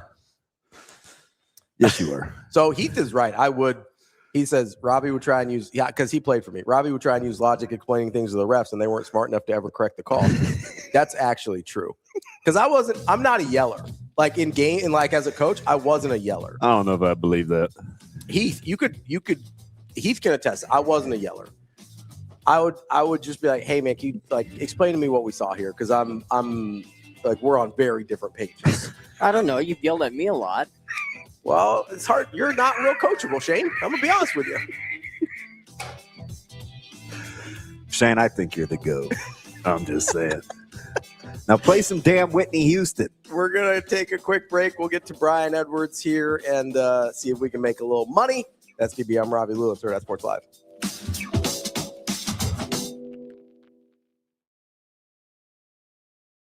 March into savings with Edwards Kia's March Mania lease special. Lease the 2025 Kia 4 EX starting at just $209 a month. A fresh new ride at an unbeatable price. This is what March Mania looks like. March into savings in a big way.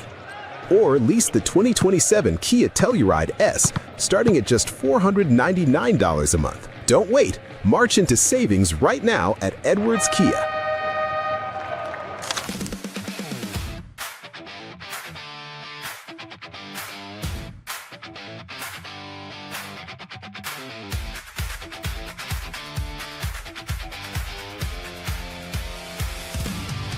Mac and Tree, I know you're here too. I thanks so much for this year. Thanks for even before this year, Mac. Thanks for taking a chance. I was an unproven assistant at New Mexico that came in here, maybe played on the scout team a little bit, held a pad, and started there and went from that to just gaining more and more of your trust, your belief. Thank you for letting me mess things up, and even when you knew the answers, letting me mess them up so I'd learn a lesson. I just wouldn't be the coach I am. I wouldn't be in this position. I wouldn't be anywhere. I'd probably be back coaching high school basketball if you didn't take a chance on me. So, Mac, I'm forever grateful for this year. Thank you for figuring this out. This isn't the way we wanted to do it for you. It's not the way I wanted it, not the way you did it, but to handle it with grace and try to let me back in and try to help this program moving forward to set yourself aside the way you always do. And I mean, I think this press conference is a perfect example of what makes Mac Mac. He wants it to be about everyone but Mac. And all the victories, all the things that happened, it's awesome. But that's what it's about. It's the fact that Mac doesn't make it about Mac.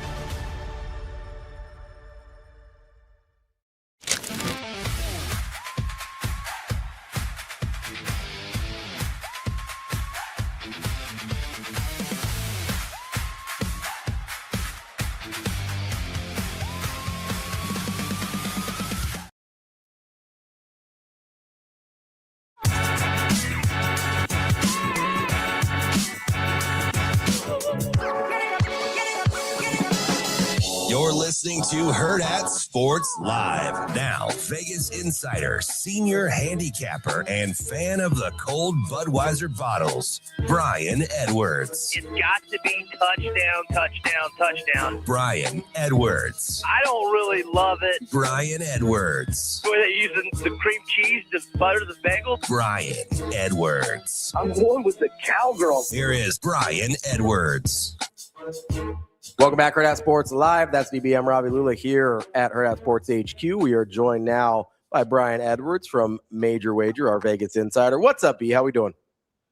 I'm finally over it. Took a couple of days. Monday was brutal. I guess, Damon was on the 95 Nebraska team that kicked my Gators' butt that I was out in Tempe, 62-24. Tommy Frazier's still running, and I've been wanting a rematch ever since. Whatever sport we can get, and it's just never going to flip and happen.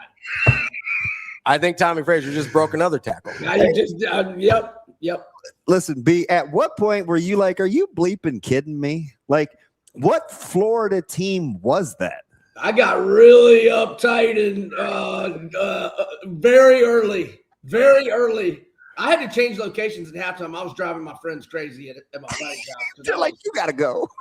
No, I mean, I said it. I bet I'm driving y'all crazy, and I want to change the location. B, did you see this coming at all? You know how Iowa plays. You know what they're capable of. Obviously Florida's I think everybody would say Florida's objectively a better team, and against most teams head-to-head, Florida would beat most teams. Iowa maybe wouldn't. But, did you see this coming at all stylistically because of what Iowa can do to you? Not really. Now, I did start having concerns about Florida offensively in the second half of our first SEC tournament game against Kentucky. And then when we laid an egg offensively the next day, I'm like, oh, man, are Boogie and Xavier Lee, are they back to their non-conference struggles? So I was worried about from the Florida side of things, but I just didn't think Iowa had enough physicality and down low guys for us, but I was way wrong about that. How do Florida fans feel about Lee? I don't think it's a great feeling, but I mean, he's fine with me, man. He turned it around big time during SEC play. I thought he played great. And he didn't really play bad Saturday. I mean, obviously you got to get a shot off there on the last possession, but and he missed that layup. But I mean, if you look at the box score, he had a good game against Iowa, but he's fine with me, but so many of our fan base is so fickle. I don't really care. Because Flan defensively, listen, he's never going to shoot the ball well, but he had Sturts on skates. Oh, but I mean, Sturts was 0 for 9 from 3. Boogie's one of the best perimeter defenders in the country, in my opinion. So I'm fine with both those guys. They had a bad non-conference, but they were mostly really good in the in SEC play. So I mean, I'm fine with both of them. I mean, I hope Boogie comes back. B, what's your level of concern on Todd Golden's name being attached to the Carolina job? Not much. I don't know why you go to that pressure cooker when and by the way, his buyout is a lot bigger than everybody else's. His is $16 million. Yep. Whereas all those other guys is a lot less, and we're trying to sign him to another extension right now. And I think the other night put a bad taste in his mouth. I don't think he wants to leave on that note. Although when you've won a natty in such a short period of time, you can do whatever you want. I mean, he's not Billy Donovan or anything, but hey. All right. Yeah, did I see? I hope it wasn't a fake because I was just scrolling Twitter and I didn't check. Yeah, he's been Rothstein to Will Wade to LSU. Is that done? Did y'all see that? I don't know if it's done, but I think it's in the. I think Rothstein said it was done. Like 5 minutes ago. Last night, yeah, it looked like it's happening though. So again, Mike DeCourcy, because I was joking about with Ravi because we have DeCourcy on, and I met him when I was working with BTN. He's got super strong opinions, and this morning he said, "Yeah, I see NC State is getting the full Will Wade experience, except without the good coach part." I would argue without the good coach part is the full Will Wade experience. He's the guy that 8 days ago B was like, I don't know why we're having these talks. I just talked to the North Carolina State administration, and North Carolina State's going to be a great I'm like, I saw that interview yesterday on Twitter too. Yeah. It's like, wow. Yep. And I joked about it on the show when he said it, because the very next morning I go, North Carolina State, like, is just a traditional power, right? Already having those conversations with his AD. And I just said it to be funny because it's Will Wade. So that's how I remembered that he said it, because Ravi was mortified at how they play. Horrifying.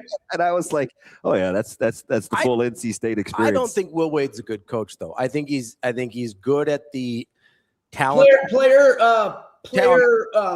acquisition. Not retention, but yeah, acquiring players. Yeah, he's good at the player acquisition. Although player acquisition, thank you. I don't know that he has a good sense of which players to acquire. Like it feels. I mean, transactional part is good. Yeah, he's good at the transactional part of what college basketball has become. He was very good at it before it was legal too, as we remember, which is, why he took his little sojourn to McNeese State. But I don't think he's a good basketball coach. Like for all of Will Wade is the person people think John Calipari is. Yeah. And Calipari isn't who we think. No, I think John Calipari is a much better, actually pretty good relationally. Yeah, much better relational coach and a better basketball coach than Will Wade is. But Will Wade is the thing people want to make it seem like John Calipari is. It was refreshing to see Will Wade staring right at the cameras and lying again, like a few days. It's a tale as old as time. Will Wade straight up lying to whoever asked him a question. All right. You like a team total. I think it's the easiest game on the board. Arkansas, Arizona. I would yesterday, the day before, tomorrow, next week, lay the 8. What do you like in this one? Well, I'm not against that. I just Acuff kind of scares me. Getting them a good shot all the time, and look, I thought statistically I would be backed up a little better than this. I'm really not, but because Arizona's only scored 87 or more 17 times. But they're number 4 in offensive efficiency at Ken Pom, and Arkansas just can't get stops. And I just don't see any way that Arizona doesn't score 87 points. The team total is 86.5 or 87. That's my favorite play on it is Arizona's team total over. But I'm not against what you're saying, Damon or DB, with Arizona laying the points. But I'm also going to go Darius Acuff. Because I don't care if it's a blowout or not. He's going to get his 24 or better. His player prop is 23.5 or 24. He scored at least 24 in 6 straight games, and 14 of the Hogs' last 24. And in the last 12, he's averaging 28.8. So Arizona's team total over 86.5 or 87, and ACUF over 23.5 or 24. Yeah. So the interesting thing about this one is quietly, Arizona's started to kind of lock it up. 7 of their last 12 opponents haven't scored 70, which I thought was interesting, and 9 of the last 12 haven't hit 80. So, well, I'll tell you this. Or sorry, were you finished? Go ahead. I was just going to say, when I was looking at Arkansas, they've scored 82 or more 29 out of 36 times. Yeah, something's going to give. And I watched Iowa State score a bunch on I was stressing on an Arizona Big 12 tournament game against Iowa State, and they could not get a stop that night. But that was just one instance. Let's move on to this Nebraska-Iowa game. The line moved a little, opened at 2.5, almost immediately dropped to 1.5. The totals come down a little bit as well. But the interesting thing I think with that is the money line hasn't moved much, even with the line movement. Where are you at on Nebraska-Iowa? I like Nebraska. I don't really believe in letdown spots in the NCAA tournament, but if there ever was criteria for one, this could be it. I do kind of have a stat to somewhat support that. So since the 2003 NCAA tournament, once we get to the Sweet 16 and beyond, a team that is coming off a outright win as a double-digit underdog in their next game, 0-6 straight up, 1-5 against the spread. Yep. I bet on Nebraska. I didn't watch when they lost 57-52 at Iowa, but I bet on Nebraska laying whatever it was, 4.5 at home to Iowa. And Nebraska was in control, basically the whole game, and they let Iowa have a big rally to force OT in the last 2 minutes. But, my favorite covered for me, fortunately, in overtime with the Cornhuskers that night. I like how the Cornhuskers are playing. And I think the crowd is going to be just as big a factor as it was in OKC. And my goodness, when I was picking Troy, which, by the way, was the worst pick of the NCAA tournament so far, plus 14, I don't know why I didn't realize you guys were going to have such a crowd advantage, but I, for some reason, had not crossed my mind. How many thousands are y'all taking 12, 15,000 to Houston this weekend? I don't know if it's gonna I keep hearing now. So I just got another figure. I think it's now 8,500 plus. Oh, really? I mean, I would be surprised if it wasn't at least that. I was thinking more than 10,000. Access, like commandeering tickets, with Houston, and it wasn't as the secondary market wasn't as forgiving. Okay. I'll tell you what, when I went to the 2011 Sweet 16, it was Jimmer Fredette's senior year, and Florida was playing BYU. He should have gotten, he should have gotten most outstanding player. I think they gave it to Kenya. Was it Anthony Davis?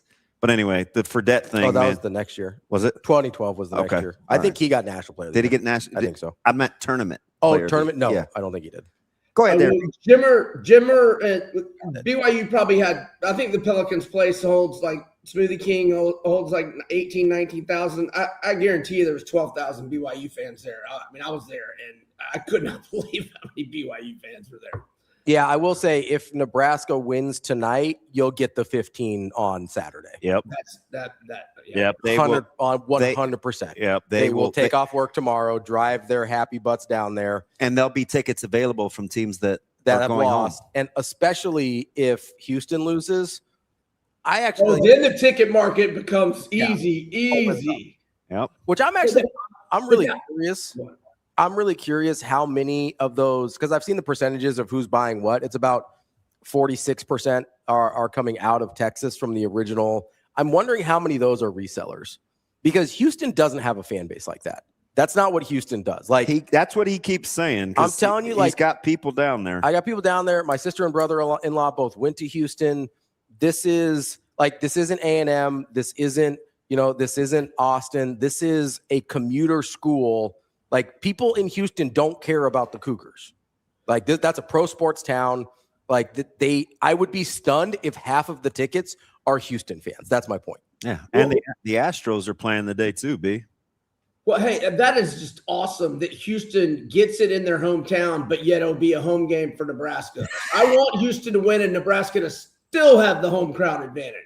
I think they would legitimately. I love that. That's how I love that. I think there would be, if Nebraska and Houston played on Saturday, I genuinely believe there would be more Nebraska fans in the building. That's awesome. I hope that happens. All right, let's do because you have one that I think a lot of people think St. John's can win outright. So you're taking the 7, right? Yeah. Yep. I sure am. And they've won 8 straight. St. John's is 21-1 straight up since January 6th. The only loss at UConn, and they obviously avenged that one. Duke trailed 16th seeded Siena by 11 at halftime. They're still down 5 with 7:40 left. And then in the start of the second half of a close game against TCU, 5 fouls on TCU, none on Duke to start. And they get a little separation. Then the goaltend, they clearly missed. And then the Jamie Dixon tech, they'd already taken their big guy out of the game. And then TCU fell apart after that. But, I mean, I think the refs just totally shifted that. I'm not saying DC would have won, but they might have covered for me. The refs took them out of that game last week.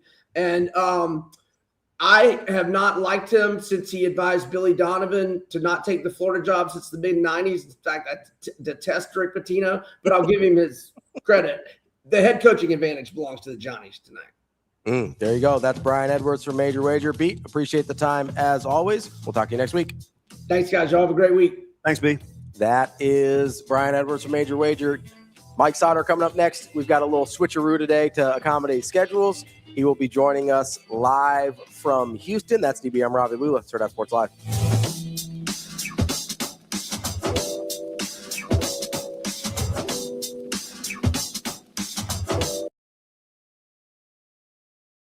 March into savings at Edwards Chevrolet. Lease the 2026 Chevrolet Silverado RST starting at just $489 a month with 0 down and first payment due at signing. This is what March savings looks like. Or lease the 2026 Chevrolet Trailblazer LS starting at just $289 a month with 0 down and first payment due at signing. Get to Edwards Chevrolet today. Together, let's drive. It pays to make the drive to Edwards Chevrolet GMC.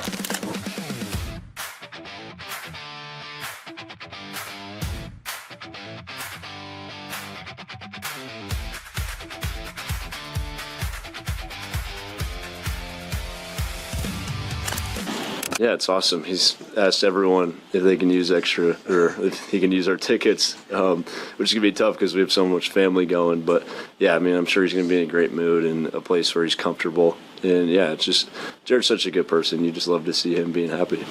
Yeah, I mean, I almost think it was easier to get over this last win, to do it quickly at least. The emotions were even higher probably in the moment just because of how the game went. But and then I feel like when we got off the plane, went through that whole thing, and that was amazing.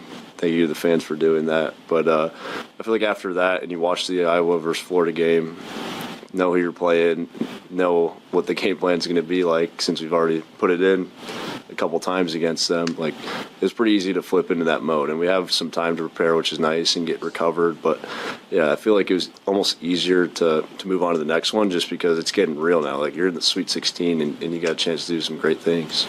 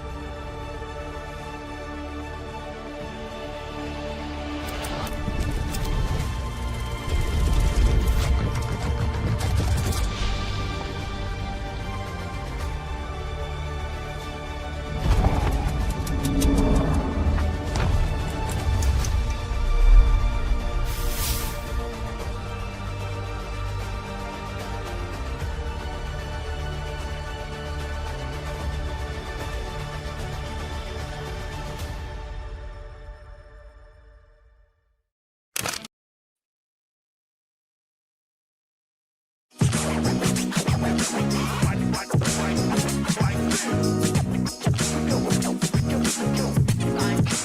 listening to Hurrdat Sports Live. Oh, yeah, no doubt. No doubt. Mike Sauter. Yeah. Mike Sauter. Oh, man, you're going to put me on the spot. Mike Sauter.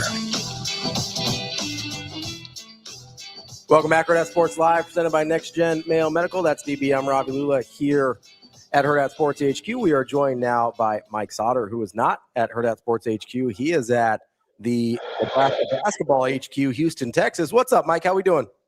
Not much. I'm good. Just hanging out, waiting for the day. Wait, well, you have the day. What do you mean waiting for it? No, I mean like waiting the day, like the morning. Just we don't really have anything to do until like. You're looking extra angular today. Head's awful long. Have you? Do you have enough sustenance? Okay. I don't, guys. They're the place we're at. First of all, if you hear a train, don't be alarmed. We're about 5 feet from a train station. I feel like in this Airbnb we're staying at. So our train tracks are like it's a constant all night. So. Anyway, there's no table or anything. So I have my computer on my book bag and I'm like sitting on the floor. I've been there. Yeah, sometimes I don't mind that. Sometimes you just gotta improvise. I'm making the best with what I got. Chicken salad out of chicken soup. What other thing? What other stupid thing? I don't think that's it, but I don't know. I don't eat chicken salad or chicken soup. Listen, chicken salad is underappreciated as long as you don't get raisins and it's not too much. The chunks of celery and onion aren't too big. I think the great ones complain about a hair in a shit sandwich. Hey, I'm not complaining. I have a smile on my face. One of the best pre-made things Costco does is their chicken salad. It is fire. I'm out. On toast or an Asiago cheese bagel with a nice slice of cheddar cheese. Whoo! Chicken sandwich. Chicken sandwich. Nope. No. Never gonna eat it. Tuna, chicken salad, chicken sandwich, whatever. Nope. Never. Nothing like that. Ugh. You guys. So you know what? I agree, Mike. Zip it, Timmy. Tuna is like the Nickelback of food. You guys just think it's cute to hate on tuna. Tuna is fire. My problem is tuna. My problem's not with tuna. It's the meat salad. It's the salad, the tuna salad. Now, I agree with you on like ham salad, but I didn't even know that was a thing. Who's making ham salad? People that look like Damon. All of them. People that look like Damon make ham salads. No, we don't do that or ham balls. Neither one. Oh, what's a ham ball? You never seen a ham ball? Ham ball. It's Austin. Never mind. I was gonna be like ask a friend, a producer. Oh, okay. A brother. Me? HBO, help a brother out. Yeah, that's me. You heard of ham balls? Have I heard of ham balls? Yes. So my grandma used to call me when I was, not up to snuff in the work. That's a great pull. You ham ball. Although I don't think that's cultural because my dad would say the same thing. I think it's generational for acting a fool. For handballs? That was a real thing? Yeah, you're acting like a handball. Oh, I've never heard of that before. Oh, yeah. This is new to me. Sorry, Mike. So I've heard of that too. I mean, I've definitely heard of that before. So, Jerome, was it old home week for you? Partial home week last week? Or how were you feeling about being in Oklahoma? Man, I went to Brahms. It was good. We went to Brahms. It was so good. The greatest tourist trip ever. But no, it was good. Brahms, unless they have to. Listen, went to Brahms. The difference between Brahms and like Dairy Queen, if you get the candy whatever mixer thing I don't know, but like it's not just grounded up chunks of Oreo if you choose an Oreo one or whatever the candy is. It's actually real, like half of a damn piece of the Oreo in there, like. Big team. Total different. Wow. So anyway, went there. Yeah, I mean the red dirt thing I was like, oh yeah, I forgot they have red dirt here. Yeah. But the good thing about that is you didn't really love your tennis shoe game when you were a kid, so you wouldn't have minded getting the red dirt on there anyway. Nah, hear it. Yeah, we weren't walking in the dirt at all. So nah, it wasn't happening. No, it was good. Last week in Oklahoma City was good. I will say, so far in Houston here, maybe it's because there wasn't like the open practice. Maybe it's because there's a lot more time today for the first game in Nebraska. But like, I haven't seen one fan like on the street yesterday when we were in, I guess, downtown walking around. I didn't see one Nebraska fan yet. So I'm sure they're here. Trust me. Like, I'm sure they're in Houston. I'm sure they're gonna, do what they do and be around and be here. But I didn't see one yesterday at all. So kind of has me a little bit thinking, whoa, what's going on? But Houston's also, let's face it, like a lot more spread out, a lot bigger of a city. Yeah. Everything isn't like connected. The whole like basically entire downtown didn't just shut down for this event. Like the Astros play 6 blocks away from the Toyota Center, and both things are going on pretty much simultaneously. Yeah. So that just tells you, like, it's not as huge of a deal for this city as it was for Oklahoma City. Yeah, it's kind of like, I mean, when there's an event in Oklahoma City, like the NCAA tournament, like that's what the city is doing that weekend. Whereas when there's an event in Houston, it's like, there's 8 other things this week too. Yeah, there's a big energy convention too, I guess. Like, so at least that's what the Uber, every single Uber driver has said that. I don't know if it's because Avery, me, and John look a certain way or feel, but every single Uber driver has definitely asked if we're here. Big energy convention vibes. Yeah. Yeah. So, all right, let's talk about the matchup here a little bit. Obviously, round 3 between Nebraska and Iowa. Nebraska's game control over the first couple matchups was really good, even though it was split. Like, just, I mean, you've had 3-4 days to think about this now. Just how are you feeling about it? Yeah, I mean, it's pretty easy, simple. Let's not overthink this very much. Like, it's going to be pace, obviously, is one, and Nebraska using smart pace.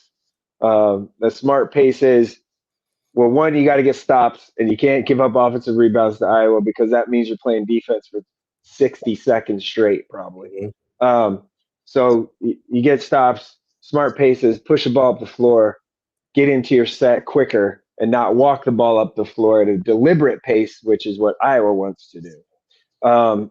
So pace, offensive rebounding, and turnovers.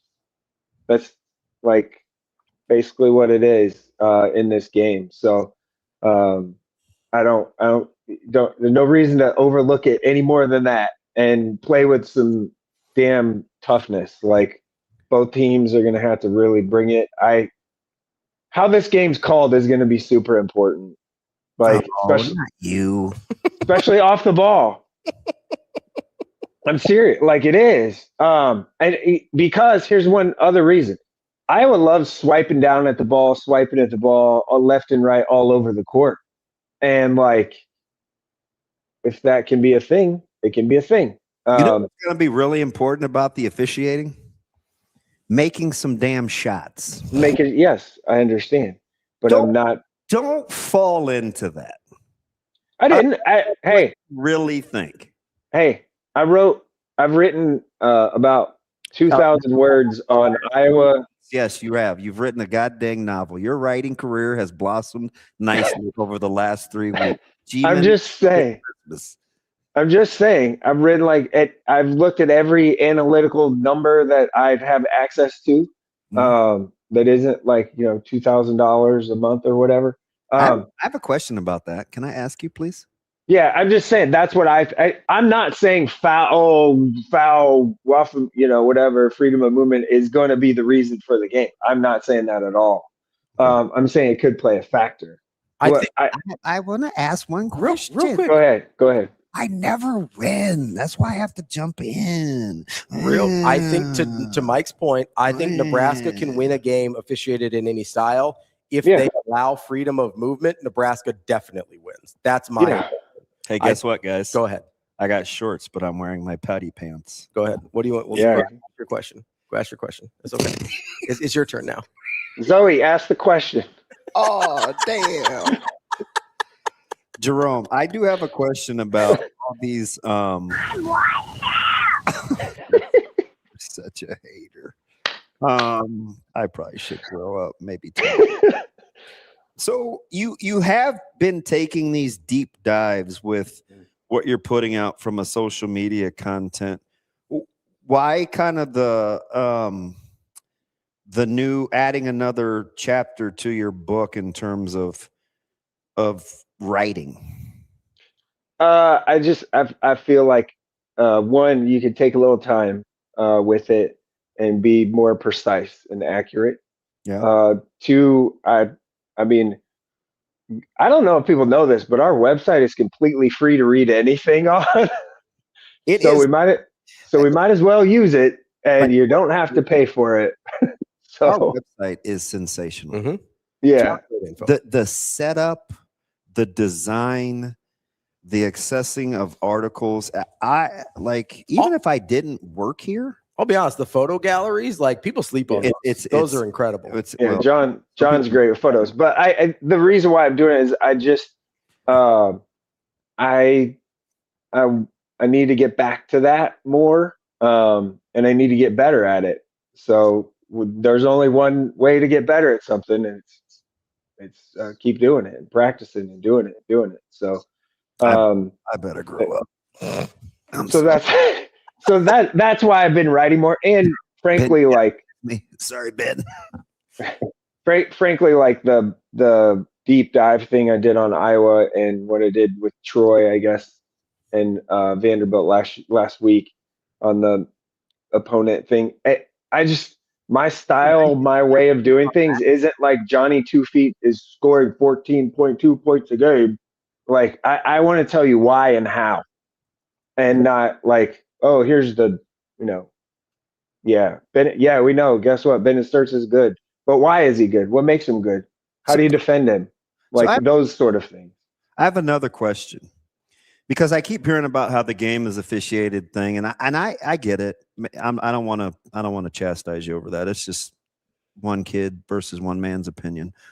But the other thing I keep hearing is with familiarity, it's about adjustments, and I think that's a little overblown, even for as good as the coaching prowess is in this game. I think sometimes the second or certainly the third time around, a lot of it is just players executing and kind of their own little spin on it, is more than it is coaches overthinking it, right? I just think about like the playoffs, or we saw Papillion like for a third time or such. Like sometimes I think the actual adjustments is overblown. I think a lot of it is executing what your stuff is, because both teams are familiar. Yeah, 100%. Like this is, that's why I said, like, there is no reason to really overthink this game. It's just who's going to execute what they do, what they want to do better. That's it. Like, that's basketball in a nutshell anyway. But I'm talking like the familiarity is way strong. They're very similar if you really think about it. Like defensively anyway, they do different things, but they aren't the most overly athletic rosters. I did that in air quotes for people that are just listening. You know what that means. So what that means is you have to basically try and shut off Sturts. That's what they did. Like if you look at the two games, hold on, I'm backing up. Look at the two games, Iowa City and Lincoln. What happened? Price Sanford and Cale Jacobson had +5 rebounds in Lincoln. In Iowa City, they had basically 0. That's it. Mm-hmm. All right. Like it's a small little. You're looking for little minor wins in a matchup like this where the teams know each other so well. And now, like, if you get to Illinois, like if Nebraska can beat Iowa today and Illinois can somehow beat Houston, that's intriguing as well because they know each other well too. And they're 1-1. So as you're kind of watching this thing unfold, we've watched Sturts forever, right? Right down the street at Northwest Missouri State, and we saw his act at Drake last year. You're looking at the statistical data and kind of how he's tailed off. He was asked the question in the presser, right? He says, I'm getting the double, I'm getting the triple, like kind of different looks. He continually still makes the right basketball play, even if he isn't scoring. How tempted would you be to make Sturts a scorer and not a passer in this game where Koch and everybody else get busy? Oh, man. He made like 25 threes in his last 5 games. Like, I'm not interested in seeing him catch and shoot. I think with Sturts, I think you got to make him make a couple tough shots first. See how that goes. If it doesn't, if he's not hitting or making them, he's going to make plays. So you making him a jump shooter is dangerous.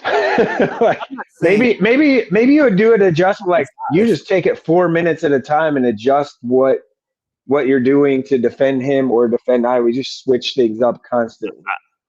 Without seeing what it looks like, if you just gave me data, I'd take 25 points and 4 assists from Sturts before I would take 15 and 9. 15.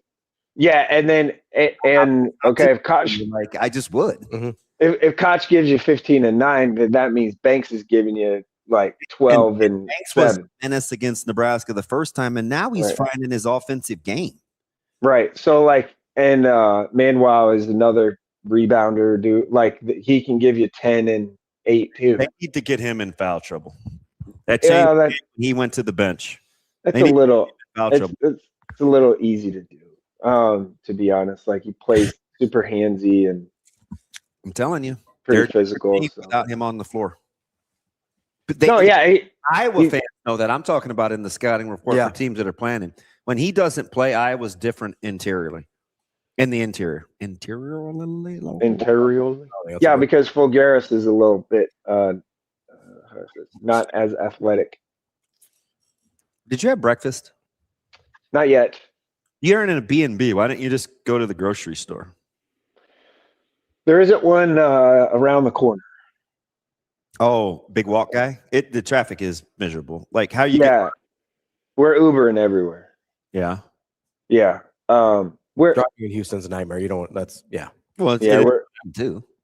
Yeah, but they know. Unless you call a jitney, they're a little less professional. We ain't doing that. No, we haven't. We Instacarted some groceries. Well, Avery did. Yeah, you must have a pass, because I can't see you paying for Instacart delivery fee. Avery ordered Instacart. Good call. Good call. Big Bank Hank over there. Wait, it would be Big Bank Henrietta. Doing it. I don't know. Hankus. Yeah. The female version. Yeah, no, I've not had breakfast. I do have a question. What do you want? I have a question. I need barbecue somewhere here, but Avery is anti. She's like, oh, Texas barbecue. Yeah, Avery doesn't get anywhere. Doesn't barbecue anywhere but Kansas City. I've had this conversation with her. She won't try it here. She won't try it in Texas. She tried it with us in Indy, and I think she was just being gracious. But that food was pretty good because we ordered a little bit of. I'll say she didn't eat the barbecue. Yeah, and that's okay. And plus, she's kind of a clean eater. Mm-hmm. And I'm like, I can't help you with that, Jerome, because this is going to be blasphemy, and you can go ahead and kick me out. I'm very particular about Texas style barbecue. I just am. Well, isn't brisket like brisket, which is my favorite barbecue meat? The sweet heat. Like it's okay. I'm probably closer to the Carolinian side of barbecue, but it's not poor. It just depends. I don't want to be that guy. Everybody has a different palate. So I don't know. Play it safe and go get like a hot dog or some cereal. What? John made fun of me because the one thing that I wanted from the Instacart order or the Target whatever order was Lucky Charms. Yeah, big cereal guy. I'm looking out for you. Love me some Lucky Charms. Haven't had them yet today, but I will when we're done here today. If the end of the world happened tomorrow, Lil Debbie or Hostess? Lil Debbie, probably. You sure? Yeah. I feel good about it. I'm just checking with you. Okay, weird. I love Star Crunch. Like the Star Crunch. Yeah. Cookies. Do you know who else likes Star Crunch and the Cosmic Brownie? 3-year-olds. Yeah, exactly. Tyler Mosman. Yeah. I love Star Crunch. I don't know. It's a weird flex. I love Star Crunch and Lucky Charms. Not a Star Crunch guy. I could do a Cosmic Brownie though. I could do a Cosmic Brownie. Oatmeal cream pies are fantastic. Oatmeal cream pies are elite. Oatmeal cream pies. So oatmeal cream pies are really the only thing that makes the conversation interesting between Debbie and Hostess. I'm a big zebra cakes guy too. Love a zebra cake. God, you can eat like one before you get queasy. Well, yeah, but how many do I need to eat? I'm not trying to eat like 12. I could eat 54 vanilla zingers tomorrow. I could. Okay, do you unwrap a zinger? Do you really want to know? I tear it lengthwise and I eat the bottom first. That's what I'm saying. I eat the top. You guys make fun of me for my little quirks of how I eat a Twix and a Kit Kat and stuff. Dude, the Twix thing was weird. It was giving me Dan Orlovsky not eating the chocolate vibes. Listen, Dan Orlovsky needs to calm down on this Ty Simpson stuff. Listen, I'm Team Orlovsky on that one. I don't like how McAfee didn't let him make his point. We have the number 2 pick. Like we don't need a quarterback at number 2. Like not this one, not at number 2 with this guy. Like hey, if the Raiders fall in love with Ty Simpson and want to take him, okay, we can take the other quarterback at 2. Like, but I don't think we want to take Ty Simpson at number 2 overall. No, I don't know, man. This may age a lot differently than people think. Hey, take it. I'm cool with it. Taking him at 16. You're right. We like 30 picks between each quarterback taken, and we'll see what we like. Like, next quarterback after Cam Bam? Because McCarthy was the second rounder. Who went in the back of the second? Who went in the back of the first round? McCarthy? Was JJ second? No, McCarthy was like the 10th overall pick. Was that 2 years ago? McCarthy was 9. Yeah, it was Ward's 2 years ago with Cam Moore. Yeah, there was like 30 picks in between Cam Moore and the next guy. Yeah, who was it? I'll look it up. Hey, last thing before we let you go. I mean, we keeping a buck right now. We ask. That's not what I was going to say. Wow. What time are you heading over? We undecided yet because we have to go to the send off thing, and we probably need to go find the bar place party thing too. And traffic, probably like, I don't know, sometime in the early afternoon, 1, 2-ish, round 2, roughly 2, I'm guessing. Okay. Get a little sustenance. Easy I need some. Jackson Dart at 25. Yeah. Oh, yeah, Jackson Dart. What'd you say? Get a little sustenance and what? Easy on the libations until you guys are celebrating after. Yeah, I won't do that until I'm done working. Okay. All right, you enjoy the day. I like I like your beard. Tarp did a fantastic job. Enjoy your Lucky Charms.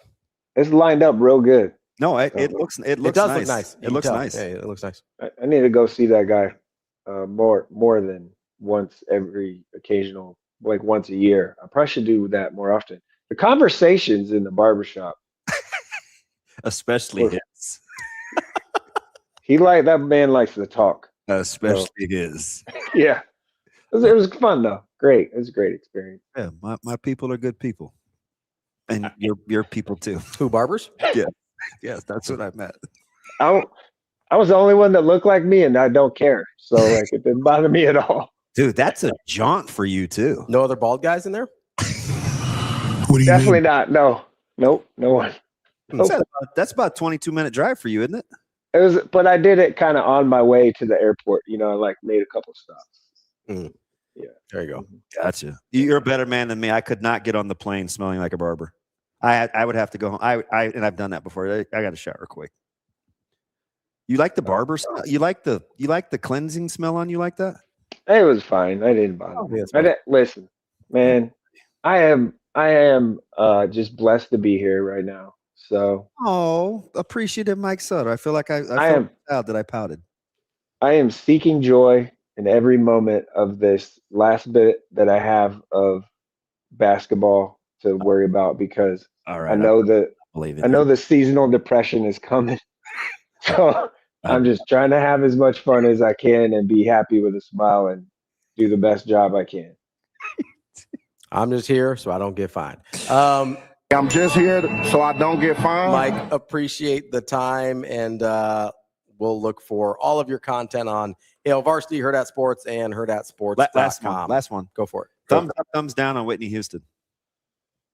Thumbs up or thumbs? Ooh. You had to think. What's there to think about? Who's out on Whitney Houston? She's just okay. Who's out on like Whitney the Houston? singing Whitney Houston or the person? Listen, I'm not advocating. Never mind. She couldn't help it. As an artist.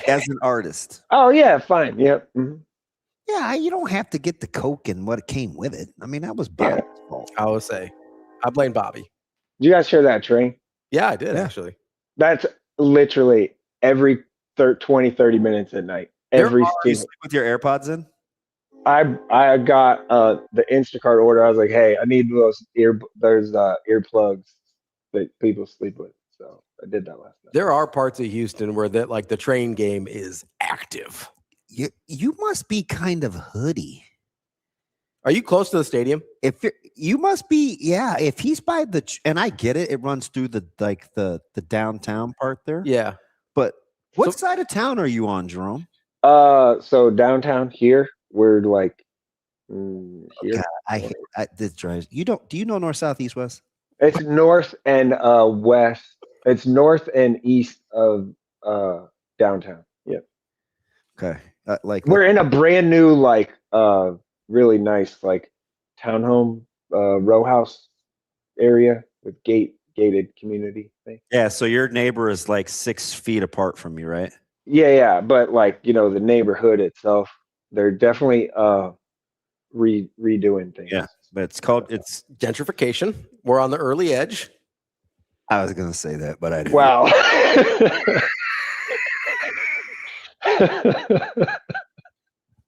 I mean, it is what it is. I knew he was giving me. So do you know where else there were a lot of trains in Houston? In the movie Jason's Lyric. Yeah. What I'm gonna say. Yeah. That's kind of it's okay. That's why I'm glad you were an adult and you gave me actual directions. Yeah, the guy that is with us that is from Sioux Falls, he maybe when we first pulled up was a little driving through the neighborhood, a little and I was like, it's fine, man. No one's worried about you. All right, be safe. Talk soon. Yeah. Yeah. All right. Hey, guess what? What? We're gonna try to talk to Megan. It's opening day in Chicago, and she made her brother's boys trip for the Cubs. That's awesome. I actually thought about that yesterday. I know. Yeah. I went to go see his mom, so we might have her on. Yeah. We'll see if she responds. No, she won't be near as fun unless she's already drinking, but Max is starting to hit the ball, so she may loosen up. She needs, that's up. Yeah. Yeah. All right, buddy. Yep. See you later, fuckers. Wow. That's Mike Sauter, Hurrdat Sports NAB Preps. Make sure you are following along with all his coverage. He's down there with Avery and as well as John Peterson, our excellent photographer. What a trio! Could they be more opposite? Yeah, that's an interesting group. You want Chuck Bednarik, and you're going to let that baby rip. That's an interesting group. Yeah. Although John, for his era, is pretty cool. He's pretty chill. He is a chill dude. He's pretty chill. I like John a lot. Obviously like Avery and Mike a lot. They're just very different personalities. Well, we don't like Mike. We tolerate it. It's not very different personalities. No, like Mike. Oh, okay. Like to be like Mike. No. Let's take a quick break here so that I'll check in with Megan and see where she's at. So Austin can get the podcast up and doesn't fight us.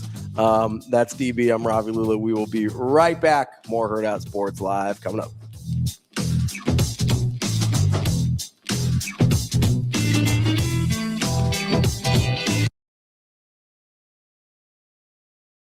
March into savings at Edwards Chevrolet. Lease the 2026 Chevrolet Silverado RST starting at just $489 a month with 0 down and first payment due at signing. This is what March savings looks like. Or lease the 2026 Chevrolet Trailblazer LS starting at just $289 a month with 0 down and first payment due at signing. Get to Edwards Chevrolet today. Together, let's drive. It pays to make the drive to Edwards Chevrolet GMC.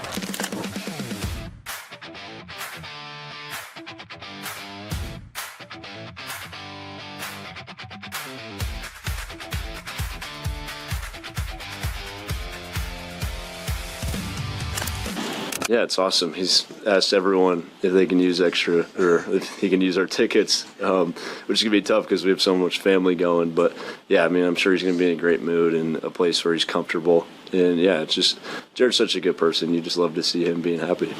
Yeah, I mean, I almost think it was easier to get over this last win, to do it quickly at least. The emotions were even higher probably in the moment just because of how the game went. But and then I feel like when we got off the plane, went through that whole thing, and that was amazing.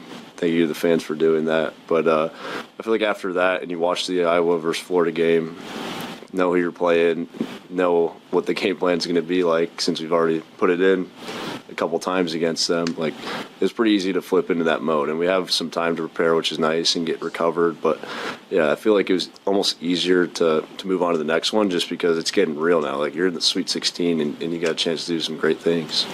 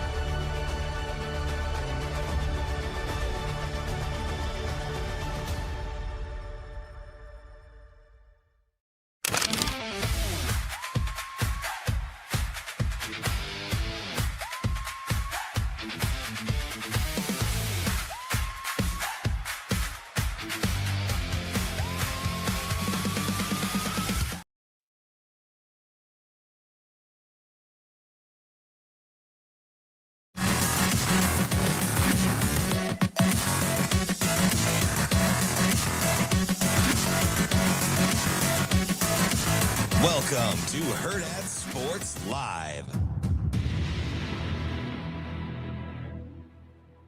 There's a lot you can learn from those games, both of them. And, you know, it's all about making the necessary adjustments and trying to go out there and execute your game plan to the best of your abilities. Huskers ball, 39-36 Iowa, 14-16 to go in Iowa City. The inbounds pass, Jamarcus to Hoiberg. And now on a curl, and Sanford Square shoots, scores! 3 balls, Sanford! He's got the single season 3-point record. And just need to go out there and execute. This is a huge game for us. Are they ever going to call it? Now they get it up, and Duke is out with a jam! Boom! Shakalaka breaks the tie. Lots of motion on the baseline, and this Sanford squaring shooting. Got it! Bang! Ringo, Twice-o. And 39-30, a 9-point lead, the biggest of the afternoon for the Big Red, ninth ranked in the country.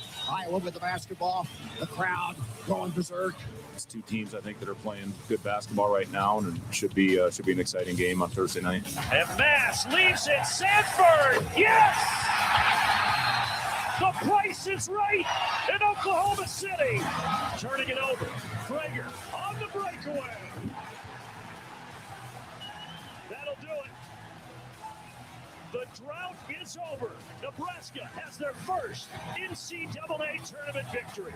To be able to, for our guys to go around and I think show the love to the fans, because there's no doubt they had a huge impact on us winning those two games, just with the energy, how charged up it was. And it was really, really fun to be a part of that. And again, the Husker fans can remember that forever. No timeouts. Half court heave. Oh!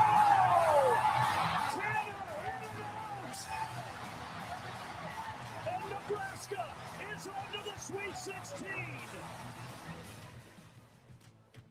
Welcome back, Hurrdat Sports Live. That's DBM Ravi Lulla here at Hurrdat Sports HQ. Reminding you, we were talking earlier a little bit about Matt Kemp and Rihanna and all these things. And if you're trying to get, your game kind of where Matt Kemp's game was with Rihanna, you might have to call our friends over at Next Gen. Next Gen Male Medical, in order to, I'm not saying you should let it derail your career, but they will put a little pep in your step. 402-614-9700. That's the place to go. Whether you want to feel a little bit more like Rihanna or you want to feel a little bit more like Matt Kemp, they've got you covered. Men, women, they have everything, whatever you need to get feeling good, feeling right. And then maybe after Rihanna breaks your heart, they got the stuff to help you get back on track as well. Well played. That's our guys over at Next Gen Male Medical. They're experts. They care about your whole health. It's not just about prescribing you something to make a buck, and one of the only places that takes insurance as well. 402-614-9700.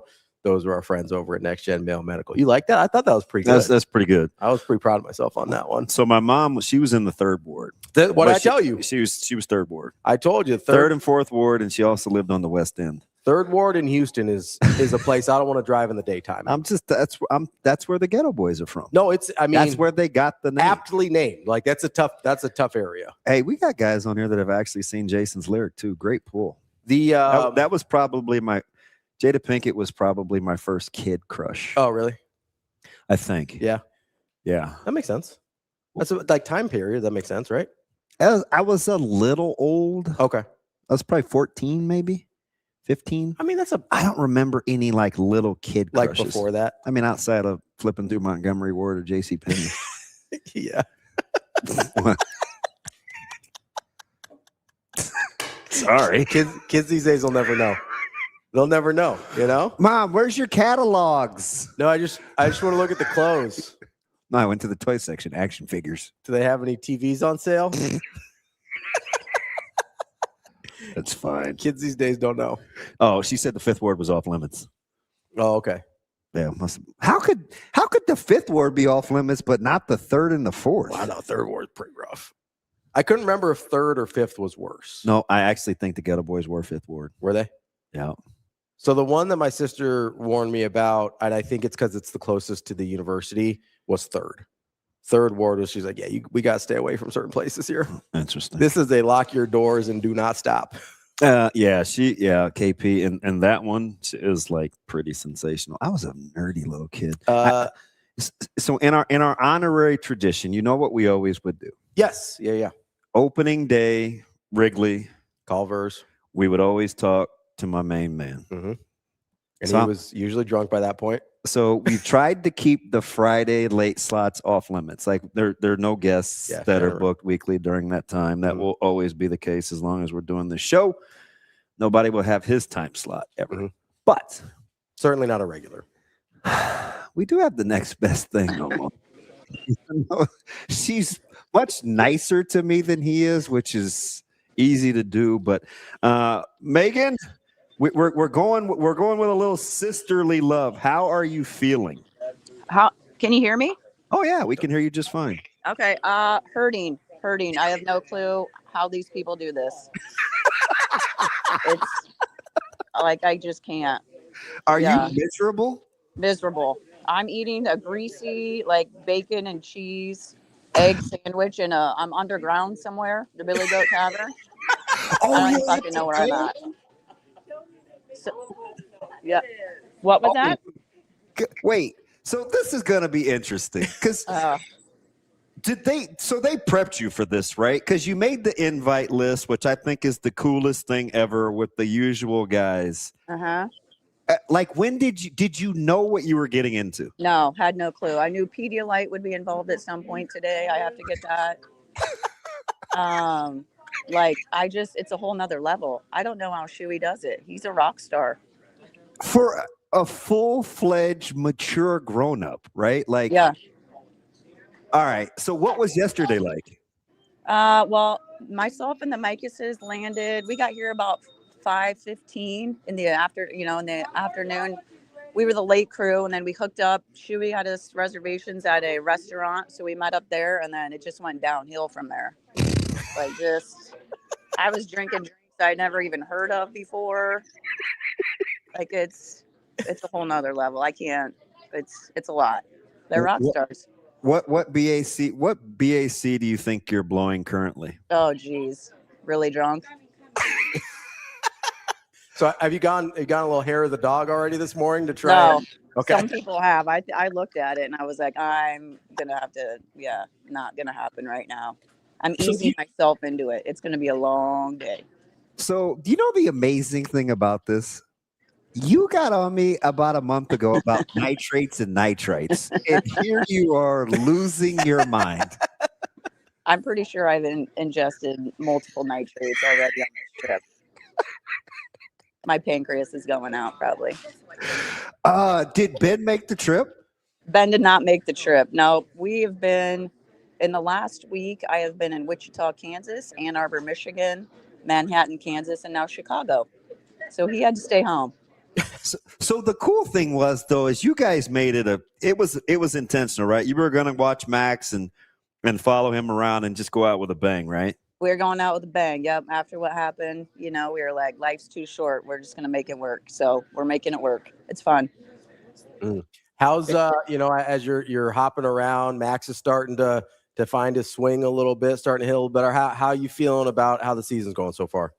The season's going great for the team. Yeah, it's good. Max is getting there, and he'll get there. I'll leave it at that. Fair enough. We were almost going to get a glimpse of your personality, which, like you have to censor anything. I mean, it's just us. Well, but people watch your show. It's all good. Team's doing good. Team's doing good. Look, that's very nice. It's very good. What's the schedule today? So we have to go back to our hotel. We have a limo picking us up at 10:15 to take us to Rizzo's. You are going to live your best.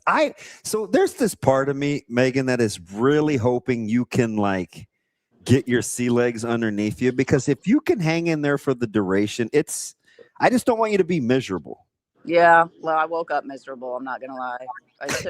It took a lot to get out of bed this morning. I almost tapped out, and then I was like, I can't do that. My brother would call me a pussy. So.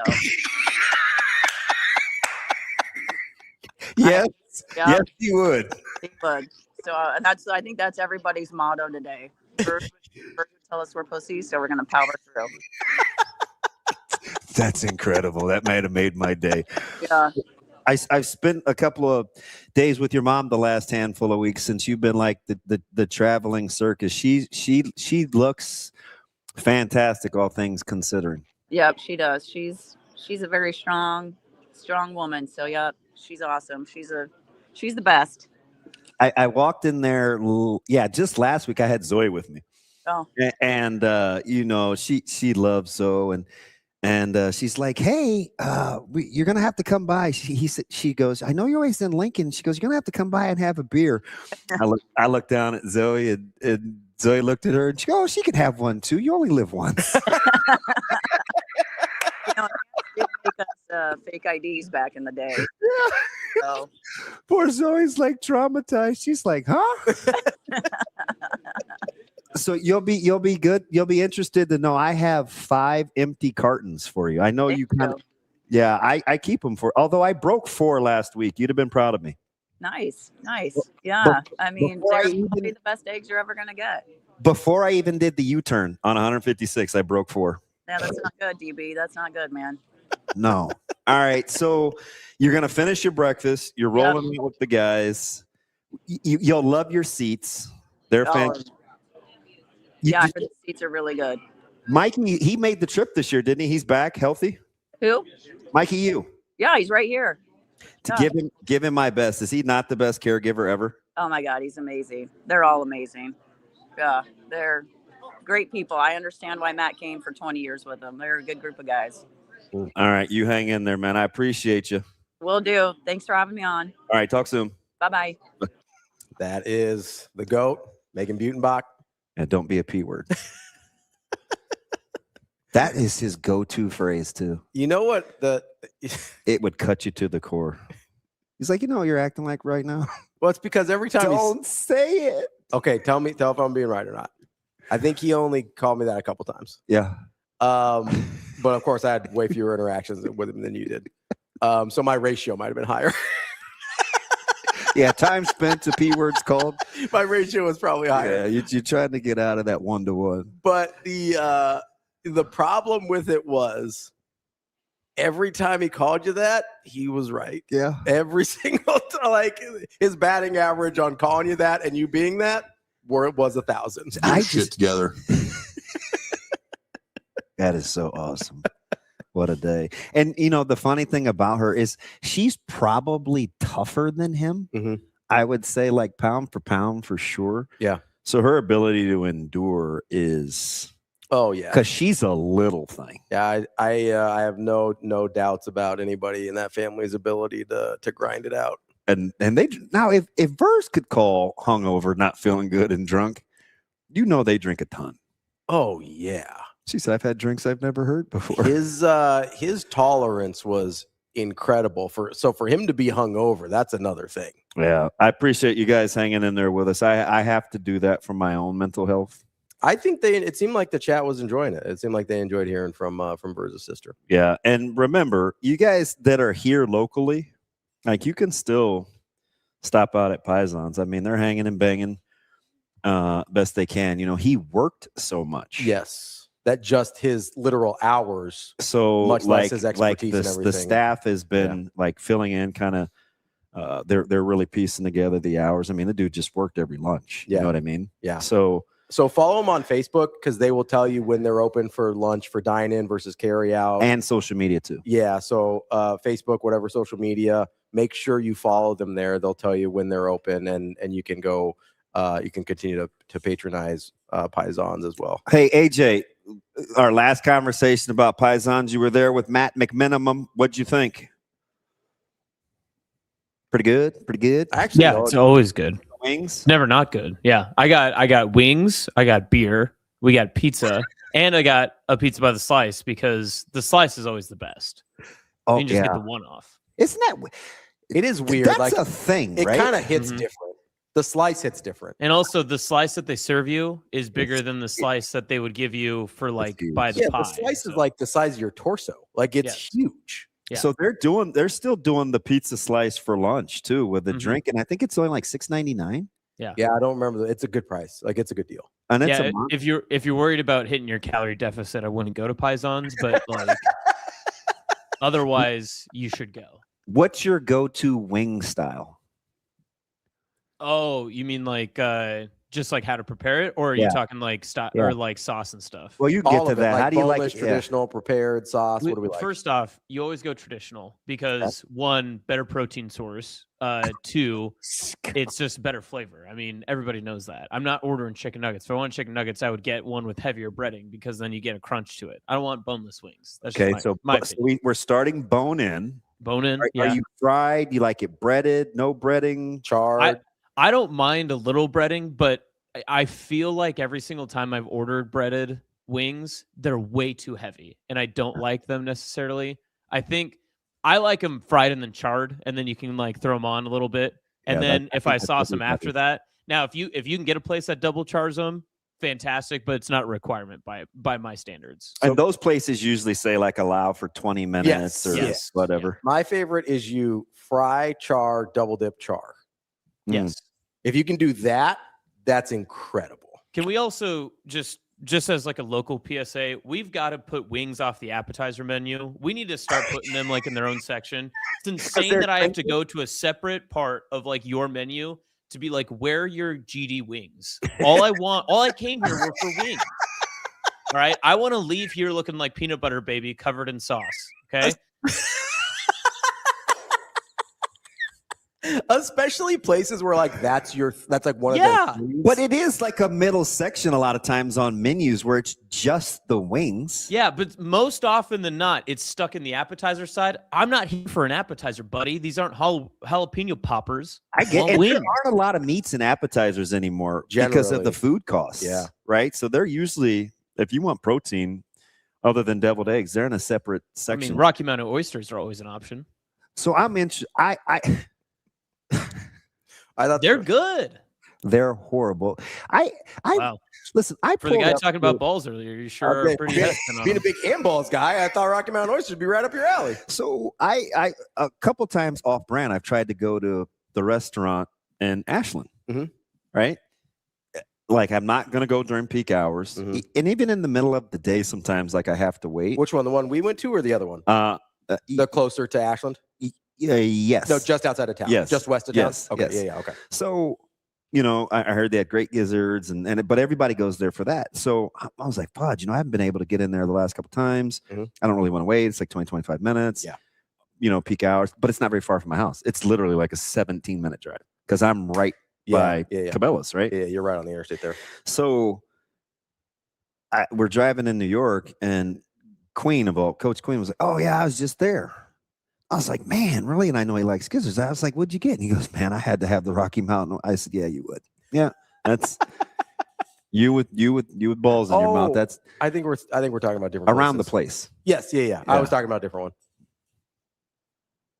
No, I know that's on the other end. Yeah. I was. No. I was talking about the wrong. Not the higher end one. The traditional one. Yes. No, and I was talking about a third place entirely. Wow. Not going to be my game show partner. But anyway, I prefer number one would be smoked wings. Smoked. Number two would You're way bigger on the smoke. Okay, I did forget smoked wings are very good, but not all smoked wings are made the same. Like smoked or grilled. I'd settle for grilled. Then grilled charred. Like grilled hard. Then probably breaded. I don't like breaded traditional. Oh, Hurrdat Sports Bar, their breaded baby pieces of fried chicken. Yeah, I don't like are incredible. If I want fried chicken, I'm just going to fried chicken.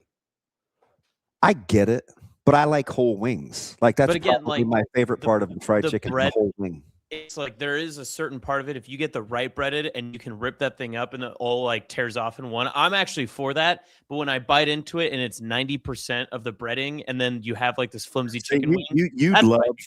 Shane, were those wings good? The breaded wing. It's only $1 upcharge. It hurt at the sports bar. Shane, were those good? Did I give you one? I don't think I've ever had the breaded at the bar. You hooked me up on it, yeah. Dude, they're sensational. Oh yeah. They like the breading is just not at our place, but in general, breaded traditional wings, if you don't get the breading right, you just wasted it. I'm out on like the standard where it's just fried, no breading with this. Like I'm probably not ordering those because I'm not I don't order wings normally. Yeah. Unless you're at a Chinese restaurant. And then I'm getting it 100% of the time. Yeah. All the good fried wings are at I know Asian restaurants. I'm just saying. We've had this discussion. At BDR, those guys are good. Those, yeah, that one's come up. Those guys are good, and they're good size too. Yeah, they are. They are. I like. So this is hard to achieve, but I like a little bit of crispiness without it being breaded.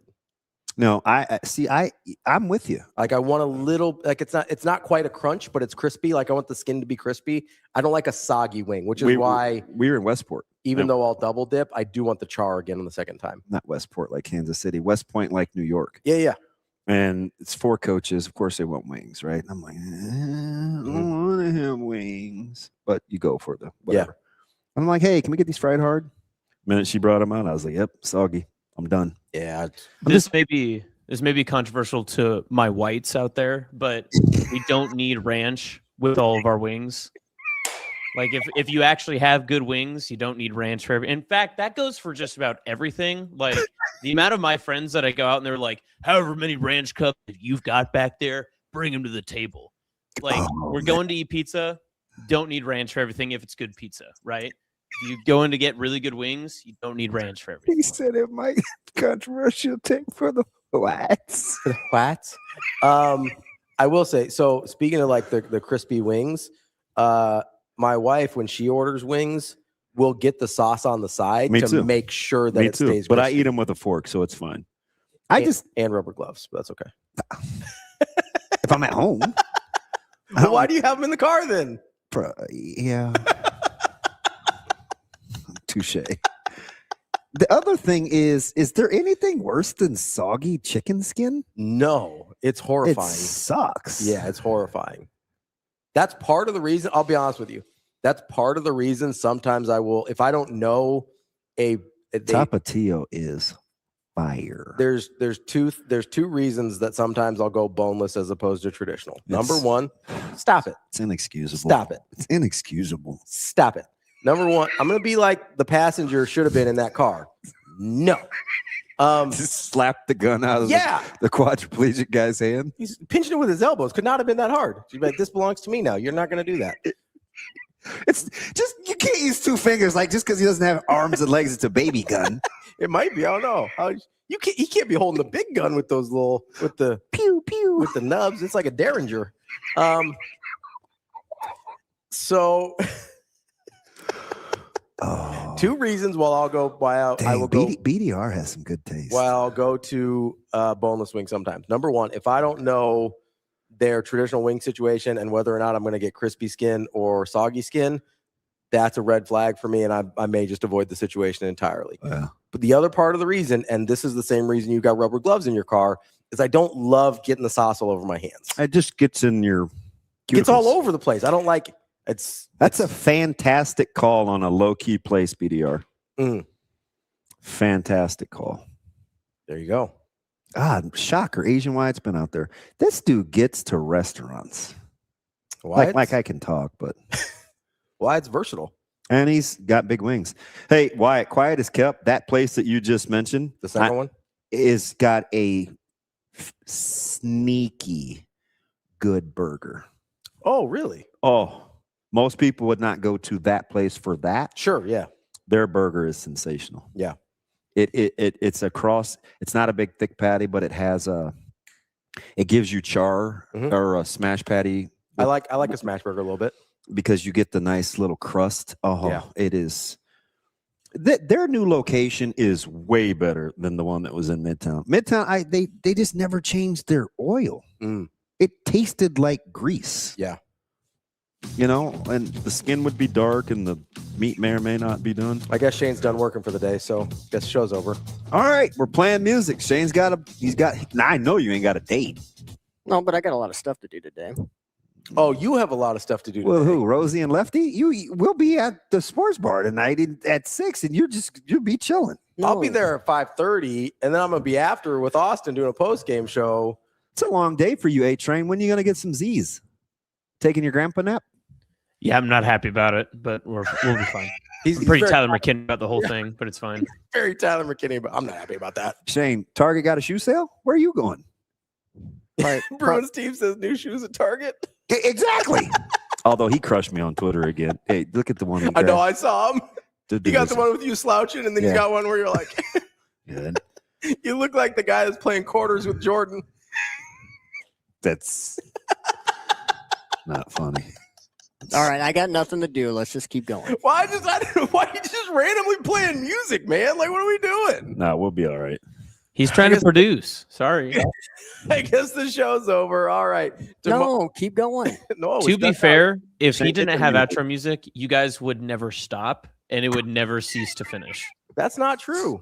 It is true. Just running us out here. Not true. We're not on the air. We can go for as long as we want. See, that's the danger. That's why he plays the music. Oh, I'm sorry. We can provide more content for the people that like to listen to us. Maybe we're trying to keep that content exclusive on the Patreon. It's Iowa Hate Day, AJ.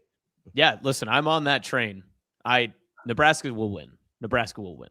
Full-fledged Iowa Hate Day. Yeah, you need them to win. You put some stuff out on social media. You got a problem if they don't win. That's not my concern. Okay, I'm not worried about that. That's right. so cool. The whole if we lose to man, you take it on the chin and you keep going. That's right. And I will be, if they lose somehow, I will be running and running and running. And that's how Rihanna ruined Matt Kemp's career. We'll be back tomorrow. He needed the PP tuck. We don't want a PP tuck. Do you want me to play the music? I meant, never mind. Yeah, you go and play the music, Shane.